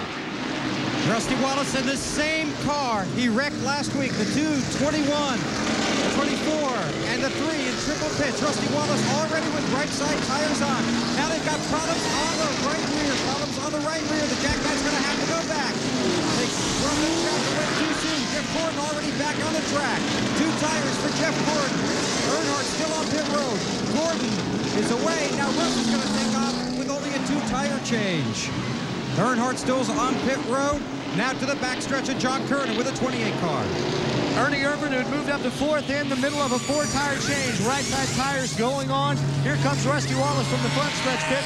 Jack up, left side tires going on. Also a 4-tire change for the 43 car. Left nuts are tight on Ernie Irvin. He's down and away. While they're just now getting to the left side of the 43 car. Bobby Hamilton waiting. Let's go back to the front stretch and Jerry Punch. They got a problem with Ricky Craven's Kodiak Chevrolet. The car started to go and the left rear tire wasn't completely on. They had to stop the car, jack it up, and apparently now he is off. And Rusty is back in a failure there. And now they work on the left side tires. Meanwhile, Bobby Labonte is locked in behind Wallace. They work on the left side, tightening the front tires. Rusty has to back up the car and then leaves and returns to the track. And don't forget that one, folks, lap 263. Could have a significant, could be a significant factor in the outcome of the race. One thing in Rusty's favor, there are only 8 cars in the lead lap. We are under caution here at Martinsville. We'll be back with more live coverage in just a moment.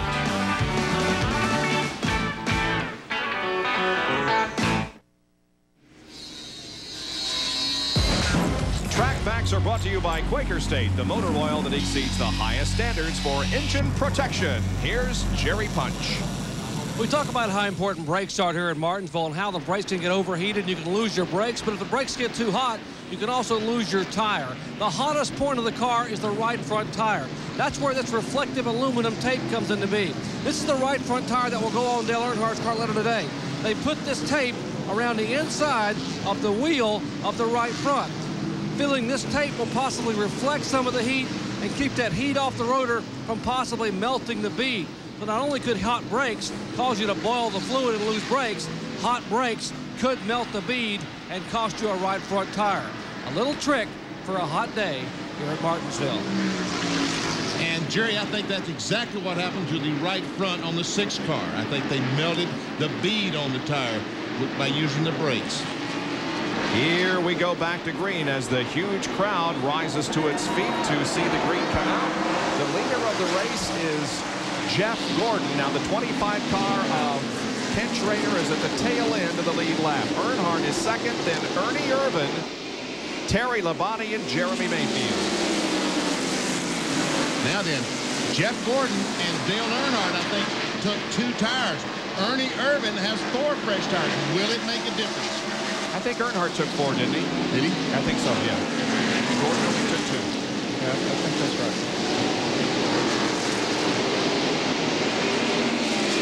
Ernie Irvin gained a position with Rusty making that second pit stop. Look at the traffic that Rusty has ahead of him.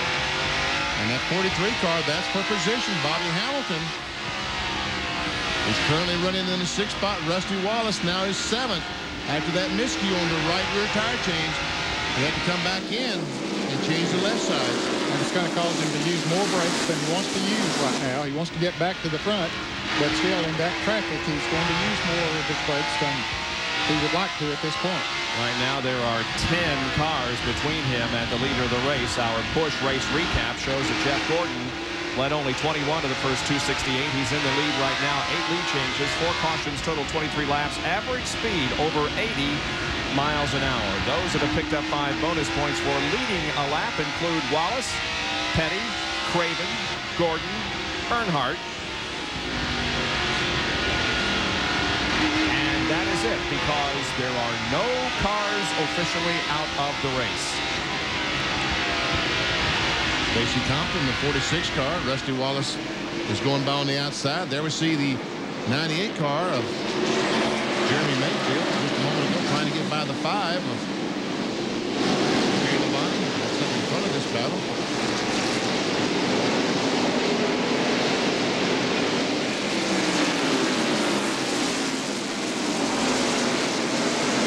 Well, now we can say that there is a car officially out of the race. I guess when you put it on the hauler, it pretty much means the end of the day, huh? That, of course, is Dave Marcus. Well, didn't we interview Mike Wallace a moment ago in civilian clothes? Yeah, but he's back out there. Is he? Yeah, there he goes. Put his uniform back on, I guess. So Dave Marcus is the only car out of the race as we go back up to the front. Gordon trying to put his teammate, Ken Schrader, a lap down.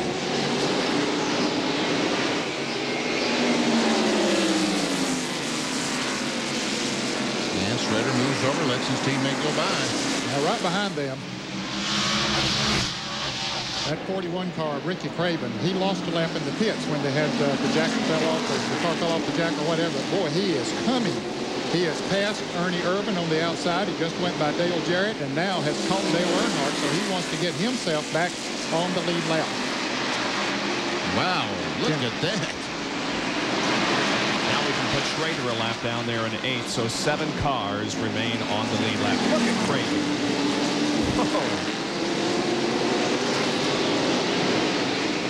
Earnhardt didn't know he was there. Yeah, no contact there between them. Wow, look at that. It's going to go around him on the outside. They're trying to.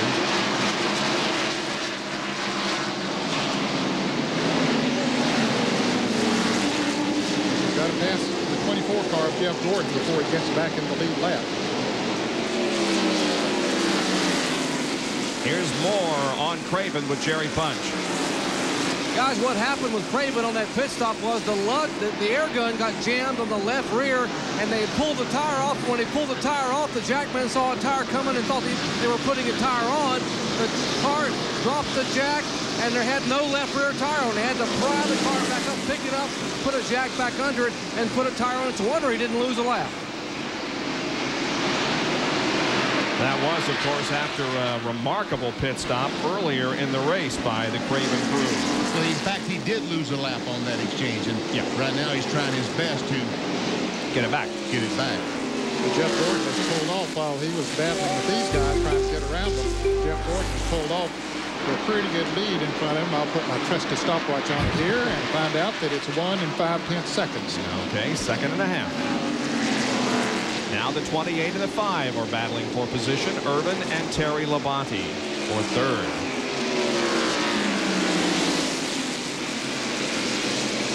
So the Ironman preserved his car when he had that whatever problem he had with it. And now it looks like he's back up to speed, as good as ever.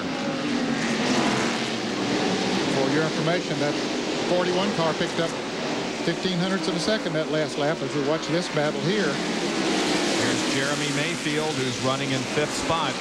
And the 43 of Hamilton is 6th. Both of these guys with great performances here today. Dale Jarrett is also there, but he is a lap down in 10th. There's Rusty. And now there are 8 cars between him and the leader. Earlier there were 12. There were 10.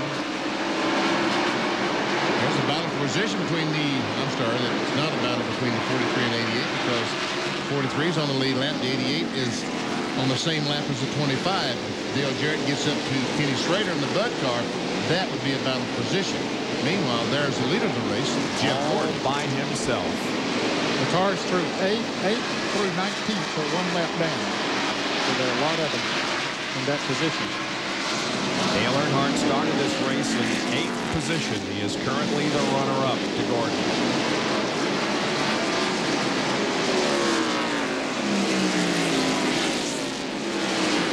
He had a bad experience here at Martinsville in this race last year. He became involved along with Terry Labonte in a crash on the 5th lap that put Labonte behind the wall immediately and resulted in a 29th place finish for Dale Earnhardt. Labonte finished last, 36th in this event last year. The 71 car we saw up on the lift of the truck, was putting the transmission in the car. So he's as soon as he gets that fixed, he'll be back in the race. Okay, so there are no cars officially out of the race. Okay.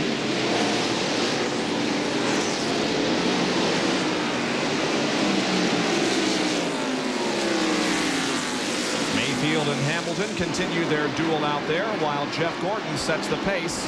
286 out of 500 laps have been completed in the Goody's Headache Powder 500. We'll be right back.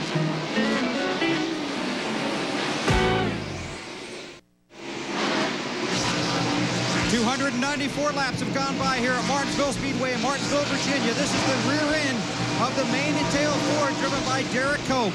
Obviously, severe problems here. Derek has gotten out of the car and got into his rig, and this is just part of the bad news for this team. They understand their sponsor, Straight Arrow, will be rolling back to an associate status. So in the next few weeks, they are desperately looking for a full-time major sponsor on their car. So the problems continue. These guys have worked extremely hard. I talked to Derek this morning. He was extremely optimistic about his chances here today. Now the car's on jacks. He's in the rig. Meanwhile, on the the track, Jeff Gordon continues to lead the race. Yeah, when you talk about burning up a gear, that's a classic example. Now here's something that's going to make some of us feel pretty old. When Terry Labonte began his Ironman streak back in 1979, Jeff Gordon, the leader of this race, was 7 years old. Mayfield was 9, Stacy Compton and Jeff Burton 11, and Ricky Craven and Bobby Labonte were just about to enter the teens. Now an AutoZone on-track interval. Labonte is catching Gordon. He's reduced the interval from 4.5 seconds to 3.9 from laps 290 to 294. But now the problem he's got is getting by Earnhardt. Yeah. Yeah, let's see. He dives down that. Well, that wasn't a problem at all, was it, Ned? No, he just drove right down there. Earnhardt gave him room and let him go. 1 lap down, still racing for position. The 18 and the 6, the 30 and the 94. All of them are battling for position here. 13th, 14th, and 15th. And we had talked about Ricky Craven gaining on Jeff Gordon. Well, that's not true anymore. Ricky, he really made a run up through there, but he might have used his brakes and his tires up a little bit making that run, and hasn't been able to gain anymore. And see Kenny Wallace on the inside of these couple laps down. And he spun off the second corner, and they did not throw the caution flag, so that cost Kenny a lot of time in that square D Ford. There are 199 laps to go, and that may seem like a lot, but they go by very quickly here with 22nd laps. Now Jeff Gordon has a bit of traffic ahead of him. Stacy Compton and Darrell Waltrip. See how Stacy is doing. He's 4 laps down in 28th position. Yeah, better make that time. Okay. Yeah, Stacy's getting a real education today, but I tell you what, he's done a great job. More on Stacy from Jerry. When Stacy Compton made the field in qualifying on Friday, he called his mom and said, "Hey, Mom, I need some help. I'm a Winston Cup driver now on Sunday. I got to have some patches sewn on my uniform." So this morning, I walked in here early this morning with his mom, Ida, who went to work stitching patches on the uniform. And they said, "Hey, Mom, you and Dad want to watch a race from my pits?" She said, "No way, son. We got 2 seats in the very top of that new Bill France tower up in turn 4. Well, we're going to have one heck of a view. We'll just watch it from up there." He was the champion of South Boston Speedway in '94, finished second in the point standings last year, making his debut in Winston Cup competition here today. Well, Ironman seems to be getting a little closer. Yeah, he is. 2.4 seconds. There he is. He's closed up on the back bumper of Ricky Craven.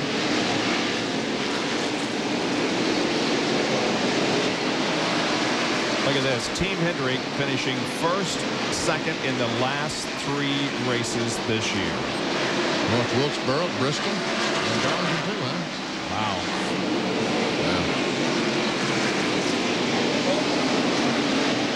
Bobby Labonte was second at Darlington.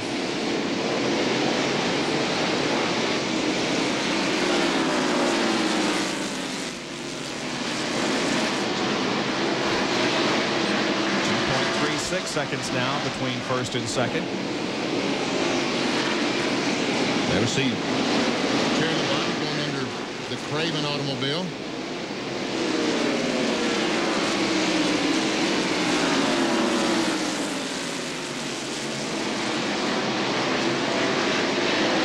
Down just a little bit. 0.03 of a second. Yeah.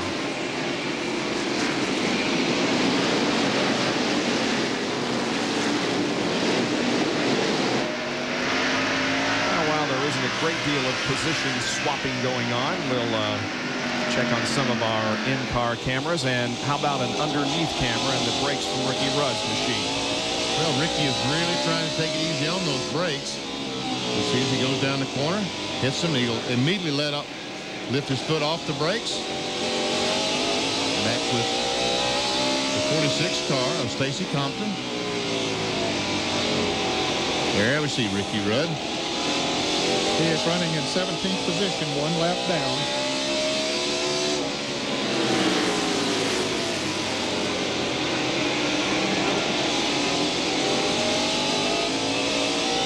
Speed right in front of Ricky Rudd. That is 4th position. hasn't finished in the top 5 in a spring race here since 1986. Now, are they real hard on the brakes, Benny, or does it appear to you that he's kind of taking it kind of easy on the brakes? I think he's taking it kind of easy on the brakes right now. You can see it just kind of fade out there. They hit the brakes. As soon as the car starts slowing down, when they get in the corner, he just gently lifts his foot off the brakes. Yeah. If you ride the brake all the way through the corner, you'll just burn them up in no time flat. You got to slow the car down and then let off the brake and let the car roll through the corner. That car ahead of him, by the way, Lake Speed, is battle for position. Battle for 16th right now. Rudd is 17th. While Jeff Gordon continues to lead here over Terry Labonte, Dale Earnhardt, Ernie Irvan, and Jeremy Mayfield.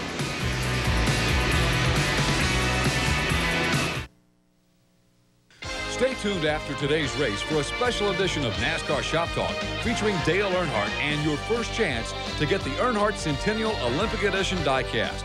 You can call now. The lines are already open at 1-800-258-1111. Well, that's a pretty car that you'll be able to call in and buy when Shop Talk comes on right after our coverage of this event. Jeff Gordon is the pace setter at the moment with Terry Labonte, Earnhardt, Ernie Irvan, and Jeremy Mayfield running behind him. Trying to go by Michael Waltrip.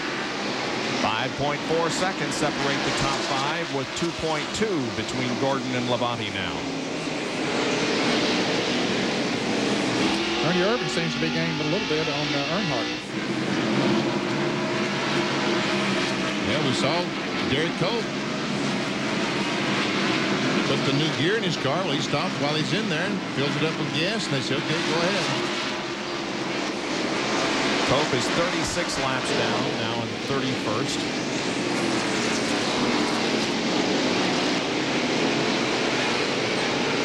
Jeff Gordon, 3rd in the spring, 7th last fall in the 2 Martinsville races in 1995. He led both of those, and he's leading here today. Second place car, Terry Labonte. Kellogg's Corn Flakes. Did I read where they just signed with Hendrick through the year 2000 or something? That is correct.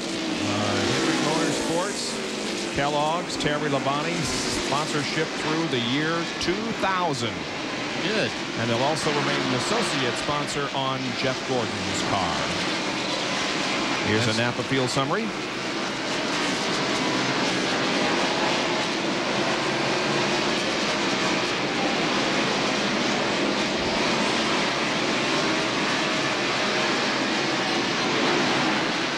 Gordon goes by, completes another lap. There goes Dale Earnhardt, our 3rd place car. I tell you what, the 28 car of Ernie Irvan is just not that far behind. There he is. Looks like he might be gaining ever so slightly on Earnhardt. Yes, he is.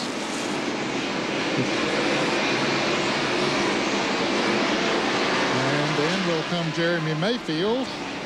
There he is with Rusty Wallace right on his bumper. That's 5th and 6th.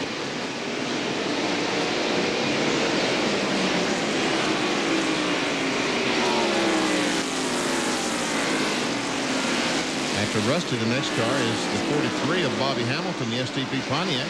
He's pretty far back behind them. He is the last car on the lead lap. 7 cars are on the lead lap now. John Kernan is with Hut Strickland. Well, Bob, you speculated a blown engine. Well, actually, another rear-end gear burned up for Hut Strickland. Well, John, I don't really understand what you said. It's loud here, but, you know, it's, I don't really know what happened. You know, I think we burned up a rear-end gear or something there. It's just, you know, just one of them things. You know, I think a lot of guys having that trouble today for some reason, and I really don't understand why. But, you know, Circuit City Ford, we really felt good about it today. Got a little bit of problems in qualifying, but it just wasn't meant to be. We'll have to come back together next week to Talladega. That's Hut Strickland. Bob, they're working to fix the rear-end gear, put a new gear in, getting back out there. Yeah, it is loud down here, guys. Yeah, I can tell. It's pretty noisy. Well, you're seeing an update on the NFL draft at the bottom of your screen. That coverage, of course, over on the Deuce. But We've only got about 170 laps to go in this one. I just saw Gardner Webb go by Gardner Webb College, one of the draftees. Woody Fish, the coach for Gardner Webb, is here at the racetrack today. Oh, yeah? He isn't watching the draft. He's watching the race today. How about that? So early this morning. We're still on record pace. Now, the track record here, not necessarily for this event, but the track record, 79.185 held by Cale Yarborough, which was set back in 1978. And we are almost a mile and a half an hour above the track record at the moment. That may be some of the answers as to why we're having gearing problems this afternoon, because it's the speed. I guess that they're running, these fellows are running faster than ever around this Martinsville Speedway. And not many cautions, so that grease would have a little time to cool down. We've only had 4 cautions for a total of 23 laps. Jeff Gordon has now led 85 circuits.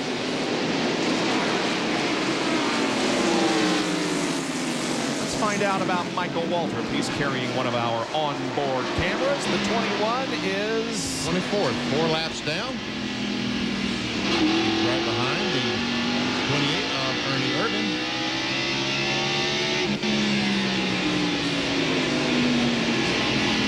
How about Mark Martin? He's currently 13th, just 1 lap down.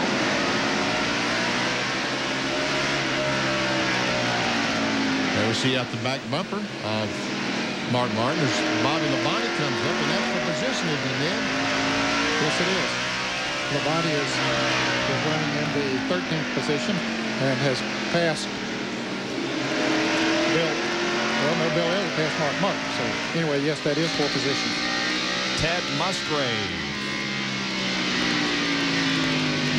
is currently where? In 16th position, 2 laps down. He just went 2 laps down 2 laps ago. And Ricky Rudd there in the tied Ford. Just lost his 2nd lap, so he's 15th. Exactly. Started 30th. And our old buddy Stacy Compton is down in 28th position, 5 laps down after a 9th place start. But he's no danger of losing that 28th position, because the next car behind him was Hutch Strickland, and he's in the pits, and he's right now 21 laps down. So Stacy's in good shape there. Here's 6th place Rusty Wallace. Look at Derek Cope with that new gear and new tires, just blow by Rusty Wallace. And we understand that the 1 car is also possibly experiencing rear-end problems. Well, there is an unusual amount. We've talked about it for years and years here at Martinsville, that you have a lot of gear problems, but Benny, the technology had improved over the years as far as cooling was concerned, and better metal and better grease and all of that, and we hadn't had that much of a problem, but hey, it's happening here today. Well, what's overheating is exactly in the center of the picture we're seeing right now. The round thing we see is the pulley for the pump that pumps the fluid from the gear up into a radiator to cool it off, and the gear sits behind that. It's the hogshead or the third member, that whole unit that goes in the back. But Ned, I think the problem is right now is horsepower. Yeah. I mean, they've just got more horsepower, and these guys nail the gasoline. They've got 725, 740 horsepower just trying to drive that gear apart, just try to drive it apart and break the teeth off and everything else.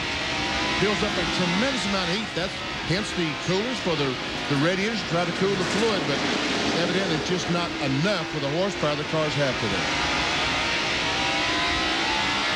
Well, how about the brakes? This is Ricky Rudd.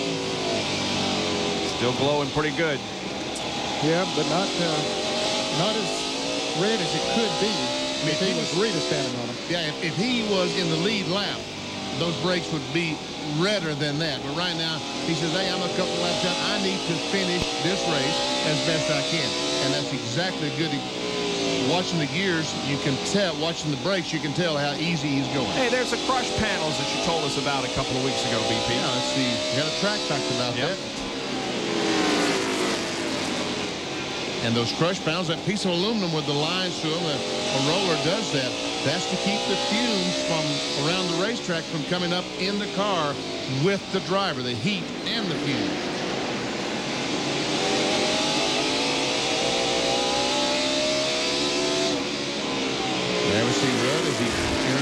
corner.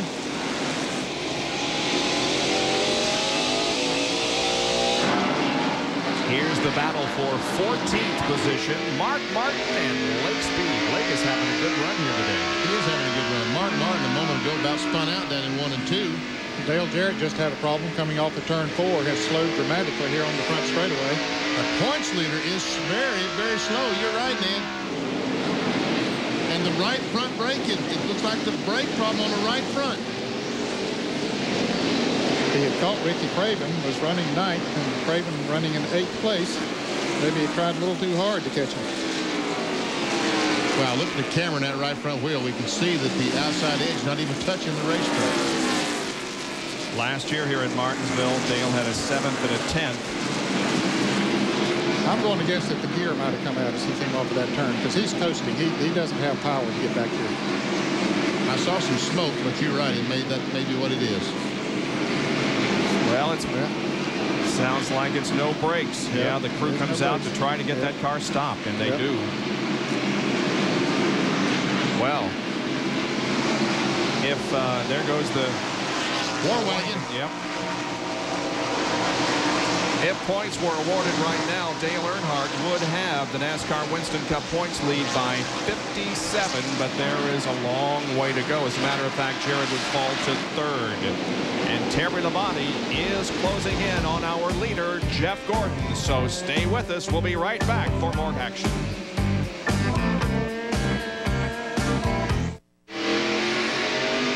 It's the Goody's Headache Powder 500 live from Martinsville Speedway in Virginia as Jeff Gordon, car 24, the leader of the race, as he tries to put another lap on 13th place, Mark Martin.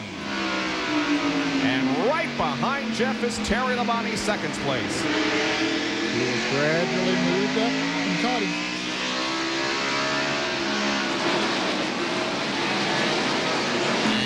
Mark trying his best to keep him going a lap down. But finally, Jeff gets by, and there goes Labonte.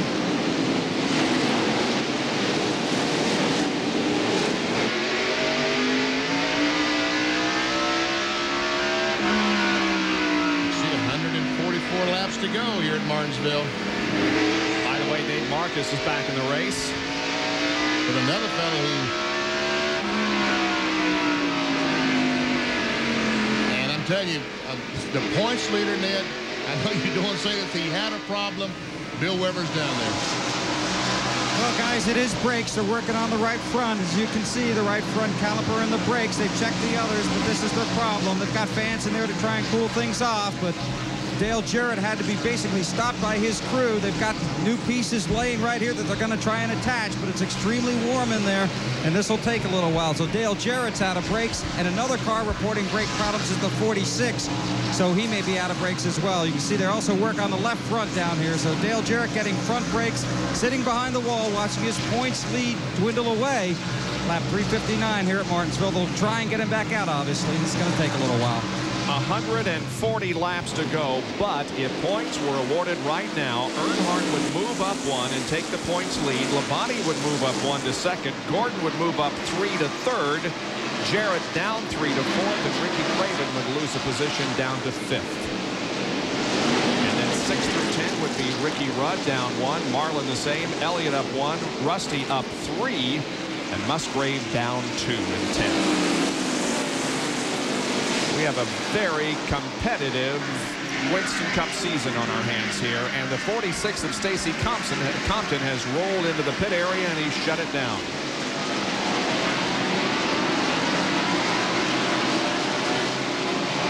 Meanwhile, on the racetrack, it's about a 1 or 2 car length separation. Now less than 1, Gordon and Labonte. Bill Elliott in McDonald's Ford is 11th spot. He's 1 lap down, trying his best to keep from going 2 down to Jeff Gordon. Right in front of them is Sterling Marlin. He's 1 lap down. He's in 10th position. He and Bill Elliott are racing for position. Hutch Strickland's back in the race. Still no cars officially listed as out.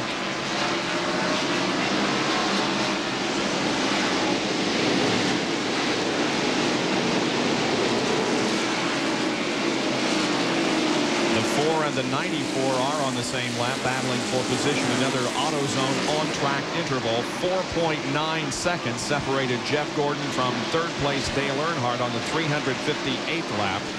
And by 362, Dale had reduced that number to 3.5 as now Earnhardt moves to the inside of Ricky Rudd.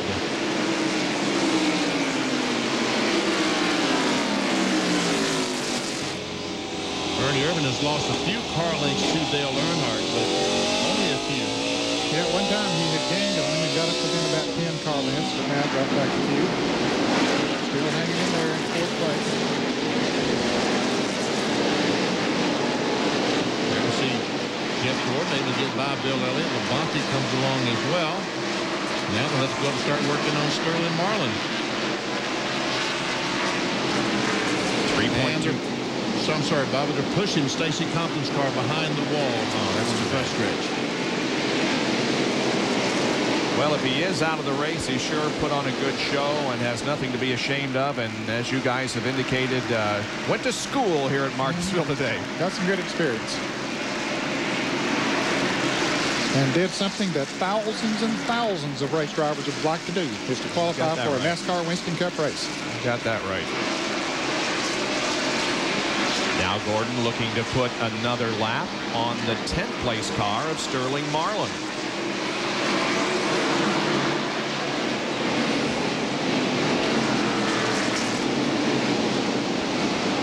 There is Earnhardt, third place.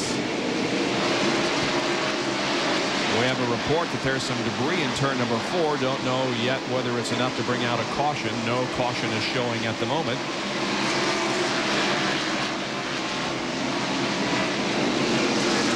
Labonte going to try to look on the outside. There's the brake duct that's laying on the racetrack up by 3 and 4. Looks like it's just as they come out of the corner and is not in the groove. But meanwhile, Labonte's on the inside. There was some contact between Nemechek and Sterling Marlin right in front of the leaders. Well, Labonte, Gordon now dives back to the inside. This is helping Dale Earnhardt catch up with these guys. And Ernie Irvin. And Mayfield. And let's give a call to Jeremy Mayfield. He is driven away from Rusty Wallace. Rusty, after he had that miscue in the pits, I don't know if it's a set of tires he has on as Ken Schrader comes down pit road in the Budweiser Chevrolet, but Rusty's car is definitely not being what it was before. Let's go to the pits and cover Ken Schrader's stop. Well, Schrader's struggling a little bit now. They've gone around to the right side to change the right side tires. This team looking for a little bit of good luck. Hoping they were going to find it here today, but it's not. Around to the left side now to put on these Goodyear tires. This team has basically changed their pit crew once again, trying to make sure it works out well, finding out who's got the best. 25 returns to the track. Now to Jerry Punch, who's with one of the heroes from qualifying. Stacy Compton sitting in his car, and Stacy, this has to be a special day to remember for you, even though you're not maybe not be able to finish. What's wrong with the car? Well, I think it was a little rookie mistake. You know, we had a good car. We had a good car early. Driver got to use a little bit too much braking. We burnt the brakes up. You know, we got good pedal.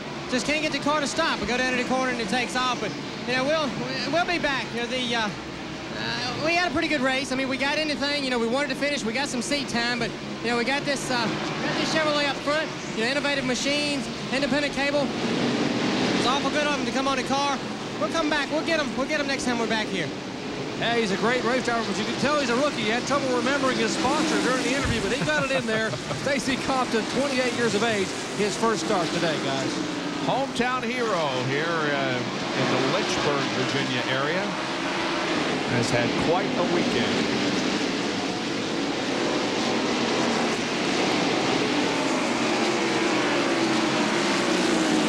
Let's look at the separation now between first and third, down to 2.2 seconds. Yeah, they still haven't been able to get around Sterling Marlin. Now they will. Sterling gets loose coming off of turn 4 as Earnhardt moves on the inside of Bill Elliott. Oh, a little bit of contact there between the 4 and the 25 as we watch Earnhardt go to the inside of Bill Elliott. Yep. Jeff Gordon, as he was lapping Marlin, got down to turn 1. He dove for the inside for the groove, but unfortunately the right front fender of Sterling Marlin's was there, and he touched Gordon in the left rear. But it's now less than 2 seconds separation between the first and third place cars of Jeff Gordon and Dale Earnhardt. We'll be right back.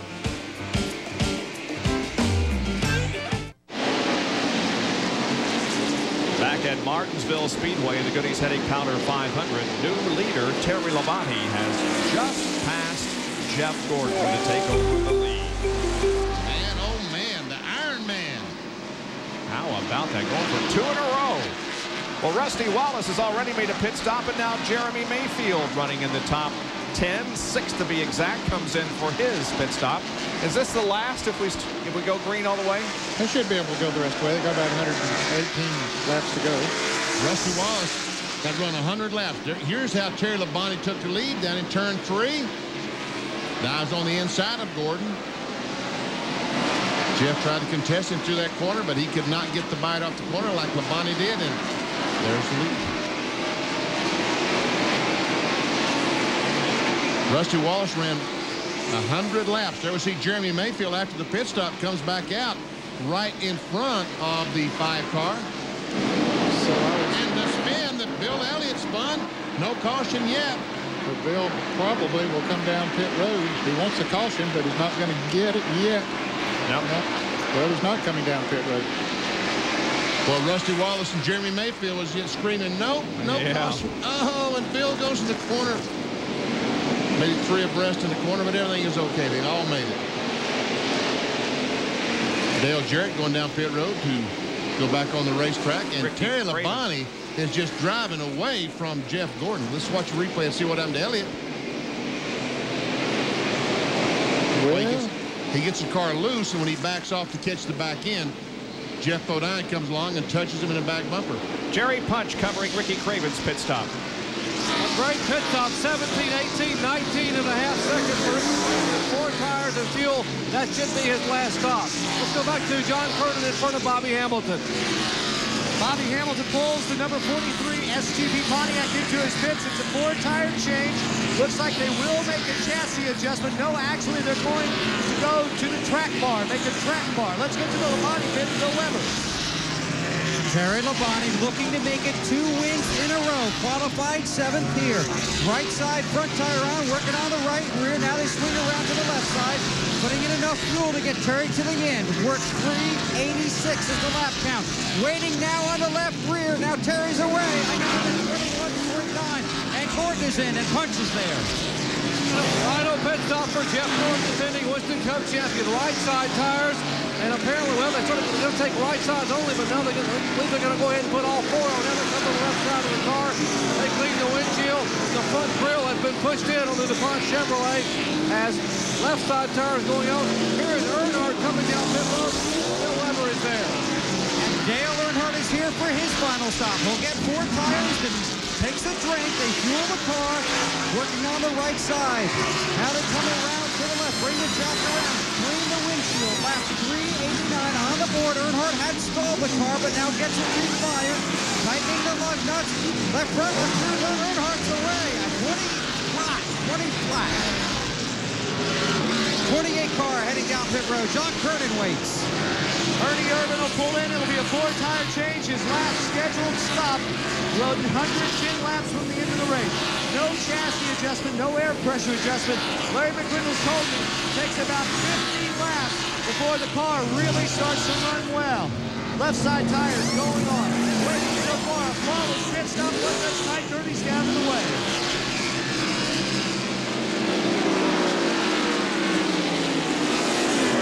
Coming back out onto the racetrack after his pit stop. By the way, the 33 car of Robert Presley is back behind the wall. There we see, here comes Earnhardt. Is Ernie Irvin going to stay in front of him? Yes, he is. And Bill has more on Dale Earnhardt. Yeah, I thought he shut the car off, but I checked. They say Earnhardt was out of gas when he pitted.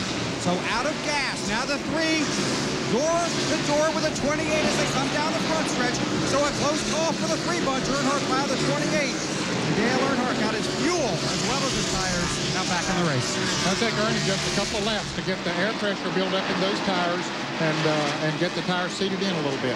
Now here's a battle for the lead. Once again, Labonte tried to do it this time on the outside of Jeff Gordon. Boy, Jeff Gordon made a great pit stop. And Labonte did not have an exceptionally good pit stop, but here he is on the back bumper of Jeff Gordon battling for the lead. You talk about Ironman. Remember when Cal Ripken broke the record for most consecutive starts? He hit a home run. Yeah. Well, Labonte won last week in tying the record. Could he hit a home run and drive away to victory here in his record-breaking win? He might, but he has his teammate Jeff Gordon to contend with here in the last 106 laps of this event. Stay with us.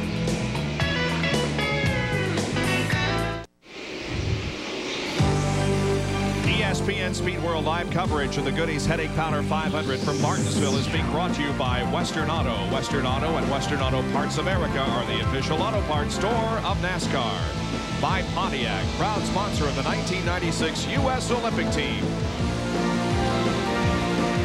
And by Valvoline Durablend, the #1 selling semi-synthetic motor oil.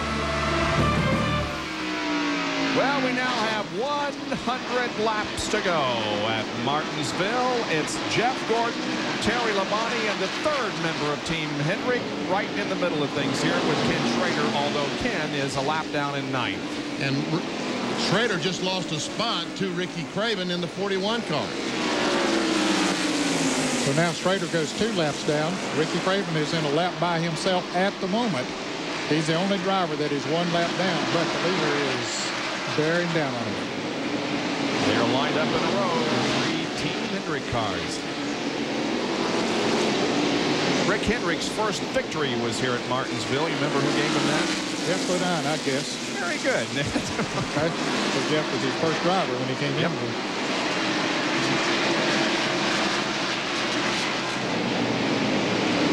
Yeah, looks like Terry looking to the inside there, going into 1.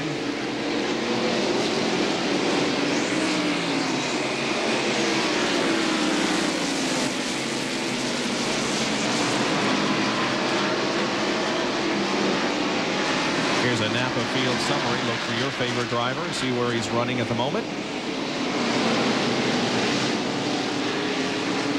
And Labonte goes back into the lead. Man, oh man. Well, I tell you what, has Terry Labonte and Gary Dehart been doing the job in 1996? Wow. They sure have.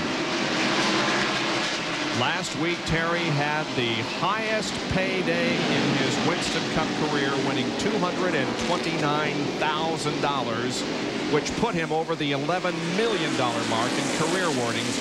Of course, that check last week was helped substantially by the Unocal bonus money that he won.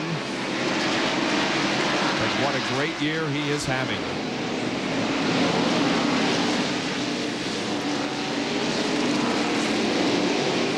And when Labonte gets in front, he just simply pulls away from.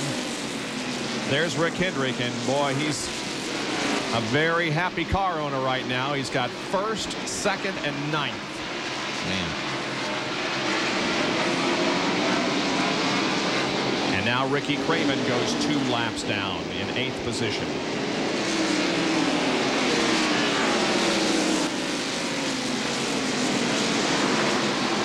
Bill Elliott about to go 3 laps down in 16th. We're still on record pace as far as speed is concerned here at Martinsville. It's been a fast race. Here's Jeremy Mayfield, the 5th place car, and Bill has more on this great run. Well, Jeremy Mayfield's having a great day. His car owner, Cale Yarborough, is sitting above the war wagon with a big smile on his face the last few laps. And last time Jeremy went by, I looked real close, and he's got a big smile, too. He finished 16th here last spring and 16th here last fall. He qualified 16th for this race, but he's running 5th. He said this is the same car they've run well with at Loudon, and they really think their short track program and their short track motors are really coming together. Now, Tony Furr put a very low gear in this car to help Jeremy save his brakes. Jeremy Mayfield is sitting in that car, but I'm telling you, crew chief Tony Furr is helping him drive it. And not only are they looking at a solid finish right now here at Martinsville, they were lightning quick in testing at Talladega, and that's where we're going next. He's on pace with his best career finish, which was turned in earlier this year at Atlanta when he finished in 5th spot. Well, while that report was being given, the fans jumped up. Terry Labonte was passing Bill Elliott on the outside coming off the turn 4. He got his right wheels up in the loose step, as they call it. He almost bought the farm, as we say. Here's Jerry. Ray Evernham is out on pit road complaining to the NASCAR official, as was Charlie Preston, that there is oil on the racetrack. Jeff Gordon is radioed and said, mine is slipping and sliding everywhere. I think Terry Labonte is also radioed in, and apparently they are going to put the caution out because of a number of drivers complaining of oil on the racetrack. I bet you that Terry Labonte was not complaining about it. He did get very high twice. I think he got higher maybe this is the first time when he went up there. I thought he was on the outside of Bill Elliott. No, this is the last time coming around. You see how the car just slips up the racetrack? Yeah. He was higher than that the last time, the one I was talking about. He was all the way up there in that black part of the racetrack. Well, the 90 car went in the pits just a lap or so, smoking badly, so maybe that was it. Here's Bill Weber in Terry Labonte's pit. The 5, 24, the 3, all on pit road. Right side's on for Terry Labonte.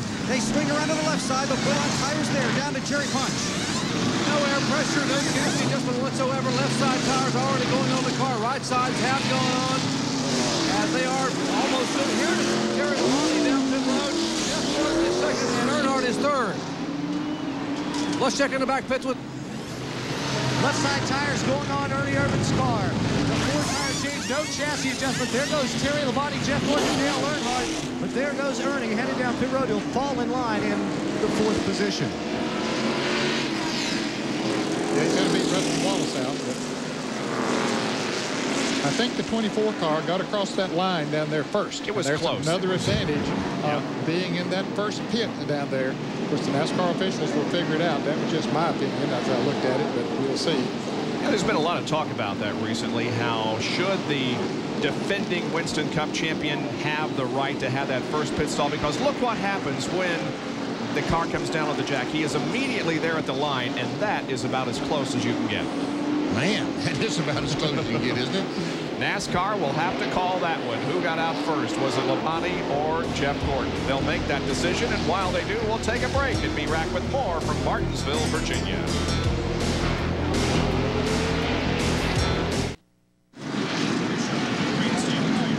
Back at Martinsville, Virginia Speedway, a huge crowd as always on hand here at this half-mile racetrack, and they have built these stands up in recent years. There's the one over in turns 3 and 4. That's a brand new 7,000-seat grandstand that just went up here. So this will be a record crowd because they did not have those 7,000 seats last race. Yep. And they always come to a very well-prepared and immaculate Martinsville Speedway. It's always fun to come here in the state of Virginia, the Commonwealth of Virginia. We'll take another break and be right back.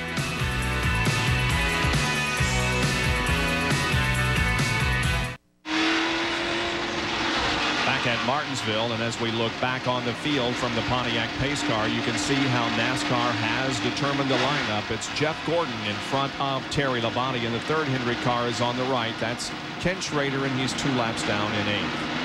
And by the way, hello once again to Elmo Langner, the pace car driver, not here this weekend. That's Marlon Wright.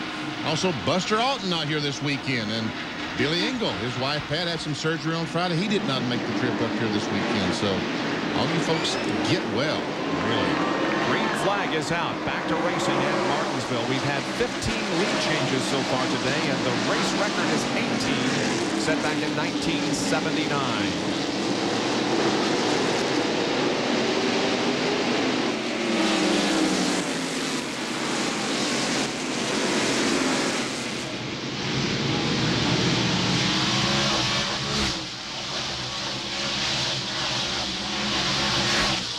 Bobby Hamilton has a problem in the STP Pontiac.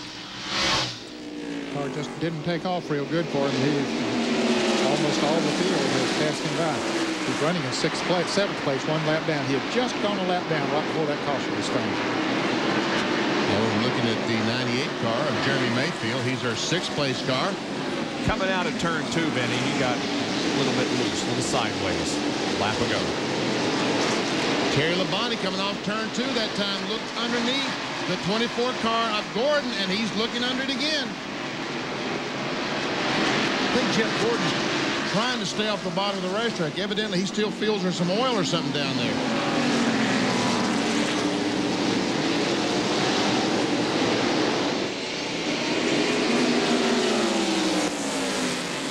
He's running a very strange groove. Almost made contact, did Labonte.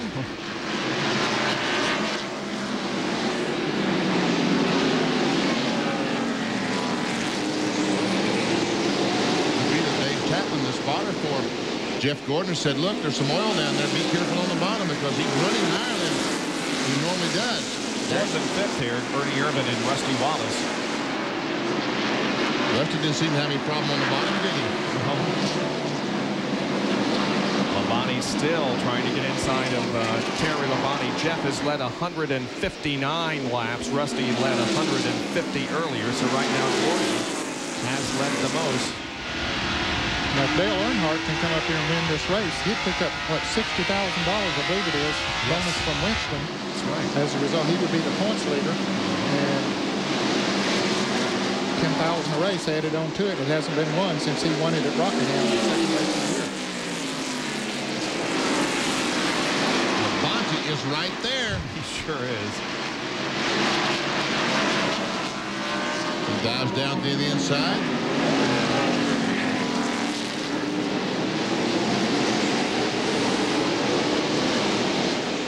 Johnny Benson comes on Pontiac. The rookie contender is on pit road with the hood up, out of brakes, we understand. Look at Earnhardt close in. He sure is.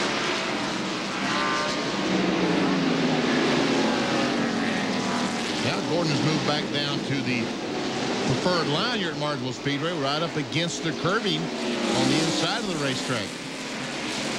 There are 3 Chevrolets battling for it up front, and there are 3 Fords battling for 4th, 5th, and 6th just behind them. And by the way, we haven't mentioned this on our broadcast, although Dave Despain mentioned it on NASCAR Today on the Deuce earlier. NASCAR did announce a modification today, good on all tracks a mile or longer, except Daytona, Talladega, and the road courses.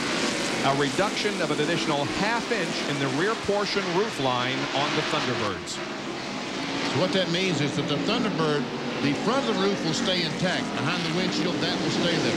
They'll cut the B post, the C post, and just drop the back of the roof down 1/2 inch.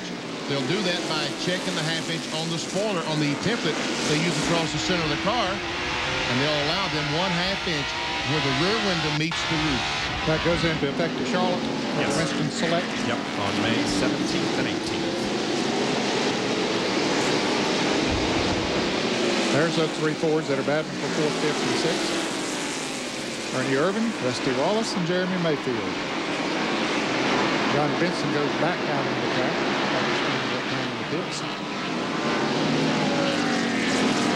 Irvin has visited victory lane here at Martinsville. He won the fall race in 1993. Rusty Wallace, a former winner here, and of course Jeremy is looking for his first Winston Cup race. Now, aerodynamically, that 98 car is not too pretty. About like a shoebox. He hit someone early on in the race. Must not have run, what, 10, 15 laps? Oh, yeah. Nailed somebody. Yeah, that was real early in the race. I think the 12 car is who he hit, Derek Cope. But he has given Nipper quite a ride this afternoon. Well, Terry Labonte is having trouble right now because Dale Earnhardt is about to pass him, and Jeff Gordon is driven away from him. Yeah, Gordon has really opened up an advantage, and there goes Earnhardt picking up 2nd place. Now Ernie Irvin is looking for 3rd.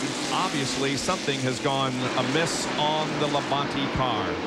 This happened earlier on in the race. Labonte did the same thing. There goes Jeremy Mayfield by, although I don't think he was just slow earlier part of the race. Boy, he drops back to the last car on the lead lap to 6th position.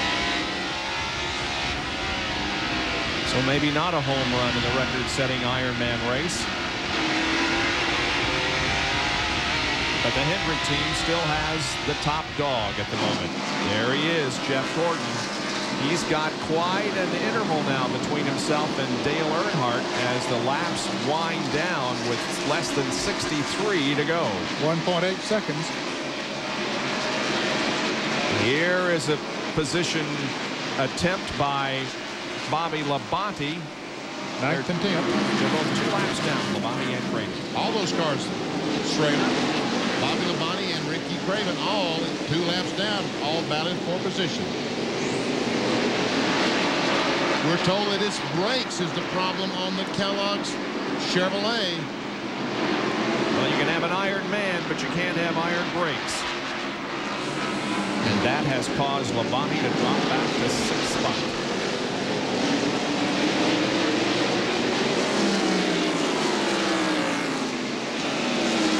Look at Ernie Irvin close up on the back bumper of Dale Earnhardt. Ernie is above his best for the year. His best finish so far has been a 4th at Atlanta, and right now he's 3rd and knocking on 2nd place's door.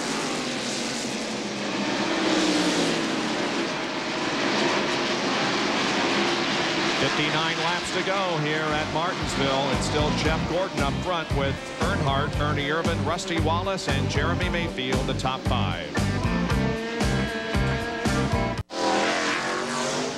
We're under caution because of debris on the racetrack.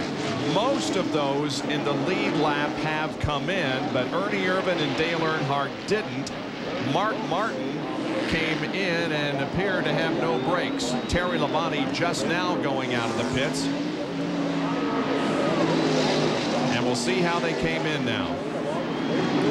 We see Earnhardt stays on the racetrack, and Ernie Irvin is pitting on the backstretch. Is he going to pit? We'll tell you in just a minute. Here, all the cars on the lead lap come in. And Terry Labonte, they will raise the hood on his car and try to repair the fixed problem. Jerry is in Mark Martin's pit. Apparently what we're hearing is that the piston has popped out of the right front caliper. They're just going to try to cap it and get Mark out for the final lap. What, 56 laps remaining here at Martinsville. What a tough break for the Valvoline Ford driver. He sits on pit road. They have the car jacked up, the right front tire off, and as yet it's still too hot to work on it. They have a fireman come across to be able to stand by in case there is a brake fluid fire while they try to cap that piston in the caliper. So while we're under caution, we'll take another break here at Martinsville. 445 laps are completed. Back with more action in just a moment. They have just gone green here once again, and Terry Labonte's car is still on pit road. As the field gathers momentum down the backstretch, it's Earnhardt, Irvin, and Jeff Gordon. So you folks can see that Ernie Irvin did not pit. Earnhardt and Irvin have about 20 laps on these tires since the last pit stop. There we see Rusty Wallace dive on the inside of Schrader. So there we are, the first 4 cars. Earnhardt, Ernie Irvin, Jeff Gordon, and Rusty Wallace. The question is, will those tires stand up for Earnhardt and Irvin? Now, if this had been last week in North Wilkes-Barre, they wouldn't have stayed out there. They would have come in and got tires. But this track is not as hard on tires, and here comes Gordon down on the inside of Irvin. Trying to get 2nd position from Ernie. They go down the backstretch side by side. Jerry, why didn't Earnhardt pit? David Smith said they only had 20 laps on the tires, and here track position is so critical. And as Ned said a moment ago, tires don't give up that much. So with 20-lap tires, Earnhardt's going to try to hang on so they can maybe steal one these last 50 laps. Gordon has moved to 2nd. Here comes Rusty to the inside of Ernie for 3rd into turn 4. And here's John Kernan with an explanation of why Ernie didn't come in. Well, Larry McReynolds said, hey, we only had 20 laps on those tires. Let's roll the dice. The car hadn't been running well up until you got about 40 or 50 laps on the set of tires. So they decided to stay out there, take their chances. And right now, Ernie is dropped from 2nd back to 4th. Jeff Gordon now putting a tremendous amount of heat on Dale Earnhardt, and he's going to get the lead, it would appear, in turn 1. Yes, Gordon goes to the front. Now I bet there's some wishing that we'd have put some tires on. But, you know, you take those gambles. Rusty takes 2nd. Now, Jeremy Mayfield also made a pit stop. So, he's coming right up on Ernie. They're showing Jeremy a lap down. I don't understand that, but I don't either.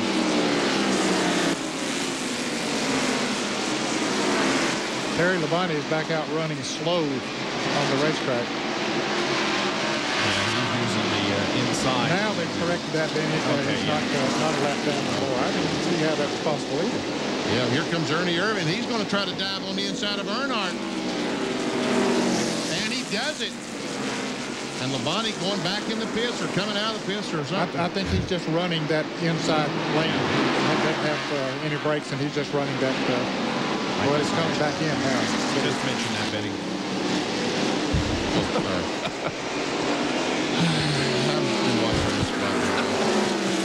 I have not been in sync all day, Bob. I'm sorry. Well, from the very first get-go, meanwhile,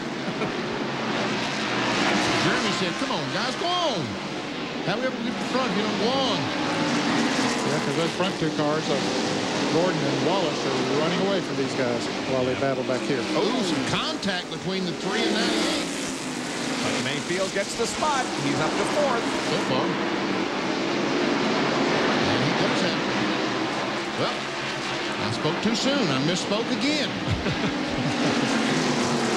Now he does have it.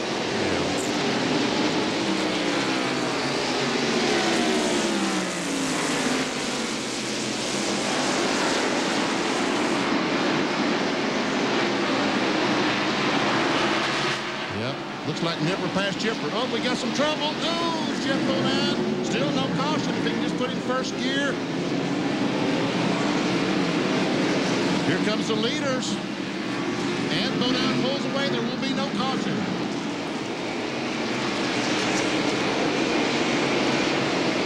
There's a few guys that would like to have seen a caution right then. Namely, Earnhardt at least. Yes. Because he would have nothing to lose to come into the pits now and put tires on his car. Here's Wallace trying to go for the lead as we watch what happened up there. Sure. And there you see the 16 car of Musgrave gets in the back of the 7 car. Rusty Wallace didn't make that pass, folks, while we watch that.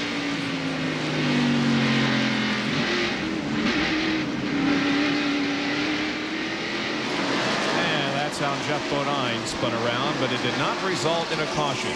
Meanwhile, the battle is going on hot and heavy. Jeff Gordon at the moment leading Rusty Wallace. We'll be right back. Welcome back to the last 35 laps of the Goody's Headache Powder 500 from Martinsville Speedway in Virginia. There is the leader, Jeff Gordon, car 24. Second place, Rusty Wallace in car 2. If points were awarded right now, Earnhardt would move up 1 position to the points lead. Gordon would gain 4 positions. Dale Jarrett down 2, and Craven and Rudd would stay the same. But Jeff Gordon would be 66 points out of the points lead. And look at the increase that Rusty would make. 5 positions up to number 7. Well, Rusty Wallace is, Jeff Gordon is driving away. Just a couple of car lengths. Well, I take that back. Here's Bill Weber with more on Rusty Wallace. Well, if he can catch Gordon, it'll be quite a comeback for these guys. They were really wrecked after that bad pit stop they had midway through this race. And they actually the last 24 hours hasn't been that good for them. Going home last night, Robin Pemberton and a couple of other of these two guys were involved in a pretty vicious automobile accident. No one was injured, but it was a very frightening moment. So they had a tough evening, had a good start, then had trouble in the middle of the day, and now they're hoping for a remarkable finish at a track that has been very, very good to Rusty Wallace. Down pit road is Dr. Jerry Vines. And remember, this run for Rusty Wallace actually started last Sunday night when this car was crunched with 26 laps to go at North Wilkesboro. They called the race shop, they called the guys at home and said, meet us at the race shop at 7 o'clock Sunday night. They took that crumpled car back to Penske's house racing. The crew that assembled the car Sunday night. Monday morning it was on the surface plate. Tuesday morning it was in the fab shop. Wednesday morning it was in the body shop.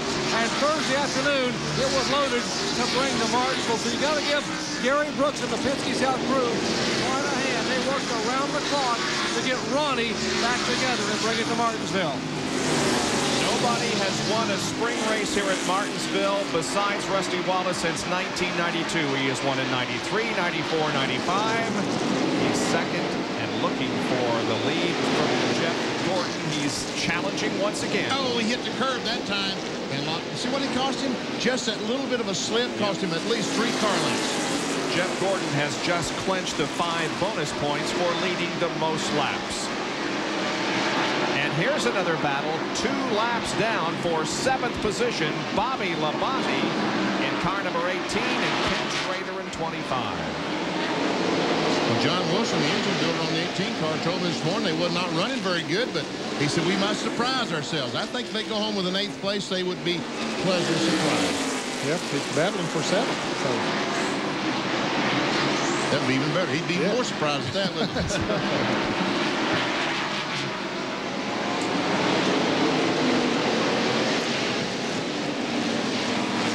There's another battle going on. That's Sterling Marlin, Ted Musgrave, and Lake Speed. That would be 11th, 12th, and 13th. They're also 2 laps down, same as Bobby Labonte and Ken Schrader. Saw Bill Elliott drive into that picture just a moment ago. He is 3 laps down. The first car, 3 laps down. Yeah, Bill got spun out up there. That cost him that extra lap. Oh, 10 car Ricky Rudd slowed down, and there we see Jeff Gordon and Rusty Wallace. There we see the 10 car as Mark Martin just blows by him. He was running 10th, Rudd was, but now begins to lose spots as the car is very slow. Jimmy Spencer spins. Oh, yeah. Okay, no caution yet. He's down on the inside of the racetrack. Let's see if he gets going. They're watching it. Yep. Yeah, he gets going. Earnhardt missed another chance there. He said, man, I need the caution. he continues to drop back. Earnhardt does. Earnhardt is 5th, but the 6th place car is a lap down. The leaders are in heavy traffic. Wow. Here's Gordon moving to the inside of Joe Nemechek along with Rusty. Up ahead is the 99 of Jeff Burton. I think the biggest problem that Rusty Wallace has right now, he and the 24 car, it looks like their cars work in exactly the same tracks. You see Rusty, when he gets out of that groove on the bottom of the racetrack, he loses a car length. When Jeff Gordon moves up the racetrack, he will lose distance to Rusty Wallace. They both got to be right there, and that's going to make it awfully difficult for Rusty Wallace to pass. Everybody is standing here at Martinsville for the last 20 laps of this race. When they come down, they'll complete lap 480.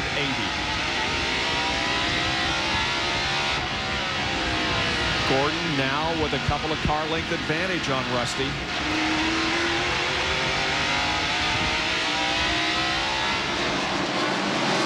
Our Western Auto Mechanic of the Race award goes to Larry McReynolds from Ernie Irvin's team. Congratulations to Larry.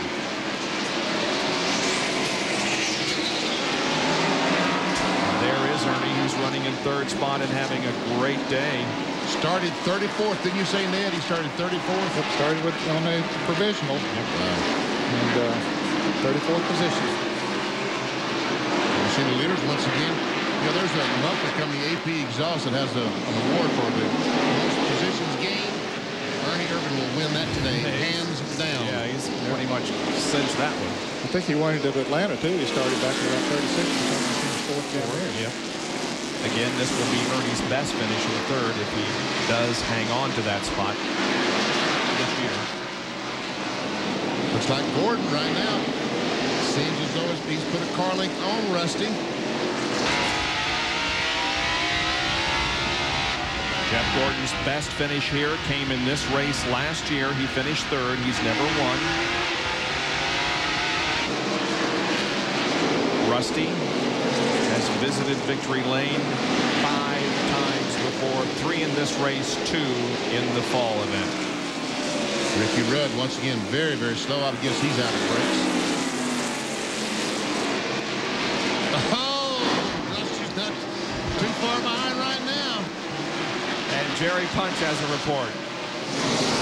We told you how Rusty's crew had come back from last week. Well, Jeff Gordon's crew had this same race car here at Martinsville the week after Bristol, and the rear brakes locked up, and they just went almost head-on into turn 3, destroyed the front of the car. It had to be rebuilt prior to taking it to Wilkesboro, where it finished 2nd, and it's made a pretty good comeback from a crash 3 weeks ago here at Martinsville. There's Robin Pemberton.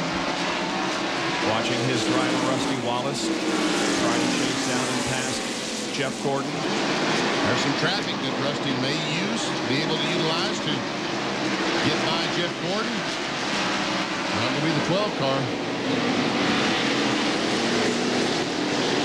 Guys, I believe Ernie Irvin is gaining on these guys now. He's still about 2.5 seconds behind, but he has moved in closer than he was. But the laps are running out. 12 to go now as they cross the line. John Kernan has more on Ernie Irvin. As we see with Ernie Irvin, the car really picks up after they've got about 60 laps. But you got to give Larry McReynolds and his crew a really good call, because today, this morning, they were the last car through technical inspection. There goes Rusty Wallace as he makes a bid for the lead against Jeff Gordon. These guys changed everything but the motor. And Rusty Wallace now has the lead, just 11 laps to go. Man, oh man. It was a nice move going down the backstretch and into turn number 3. He got the position on the inside and made a nice clean pass on Jeff Gordon to put Rusty Wallace up front with now 10 laps to go.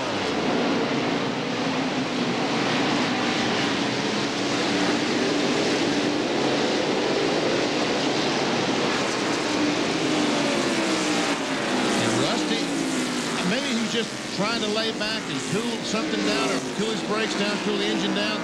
He would fall back a couple of car lengths, but right now he is definitely driving away. John Kernan, what was let's go ahead and finish your comment. Before we so rudely interrupted. Yes. I knew something was going on because everybody jumped up back here. No, what they told me this morning, in a nutshell, they changed everything on that car but the engine and the driver. So they made the right choices this morning. Rusty is putting some distance between himself and Jeff Gordon, positioning cars between him, and with just 8 laps to go, 7.5 laps to go, it appears that Rusty Wallace is going to pick up another win here at Martinsville. And Ernie Irvin is definitely gaining on Jeff Gordon. He sure is. He has closed that down from 2.5 seconds to a little over 1 second. And it's 7 laps to go. Does Ernie have time to catch Jeff Gordon?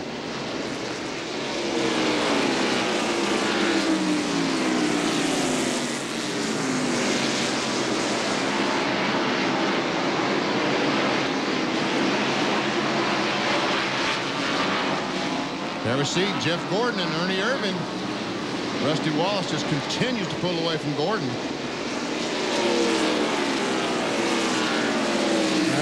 Under a second. He is really coming in on Gordon. There he is.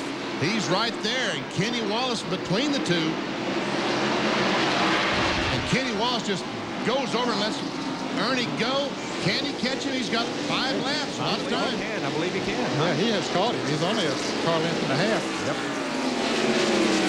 Larry McReynolds and the crew cheer on Ernie Irvin. They all stand up on the wall. Brooke Gordon cheers for her husband.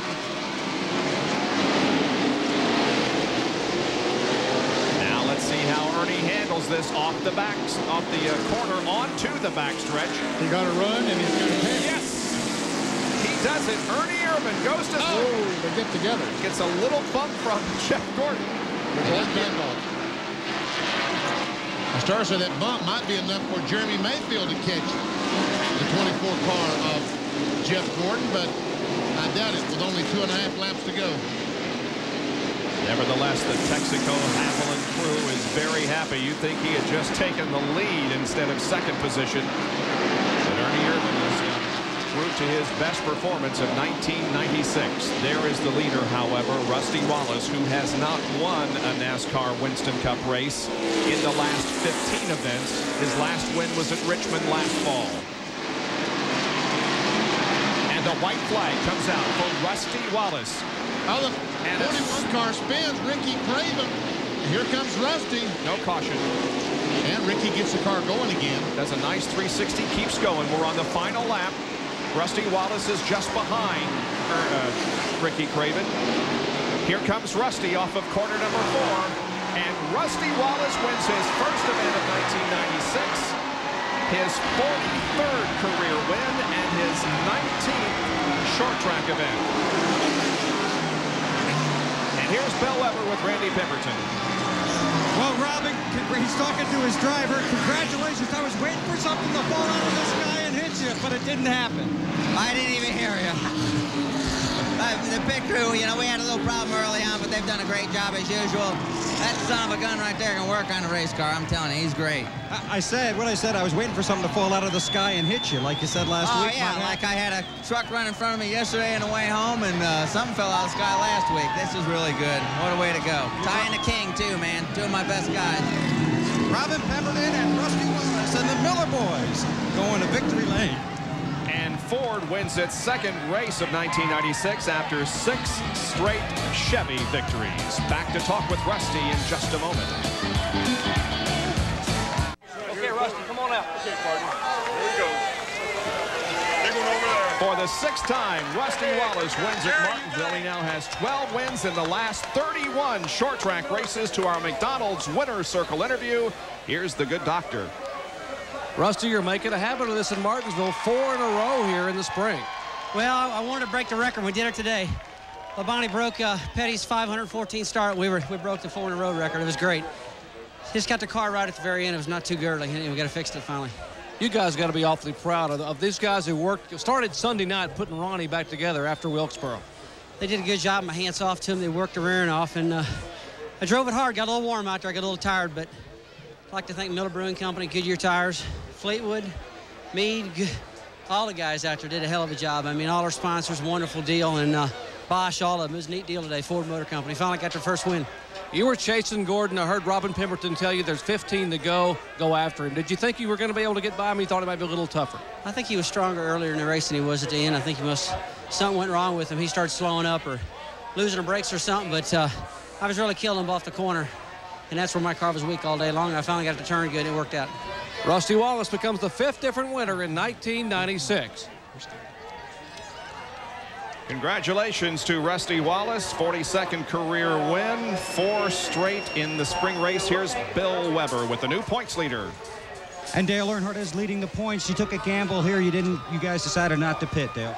Yeah, well, the 28 faked us, and he's pitting on the back straightaway. Of course, he didn't pit either, and he ran second. But all their car got real loose after that, and we just sort of survived. I'm glad there wasn't any more cars in the lead lap than what they were, so we ended up 5th, and the points is looking okay. So we just got to start beating that 24, son. He's beat us the last several races. We got to start beating him.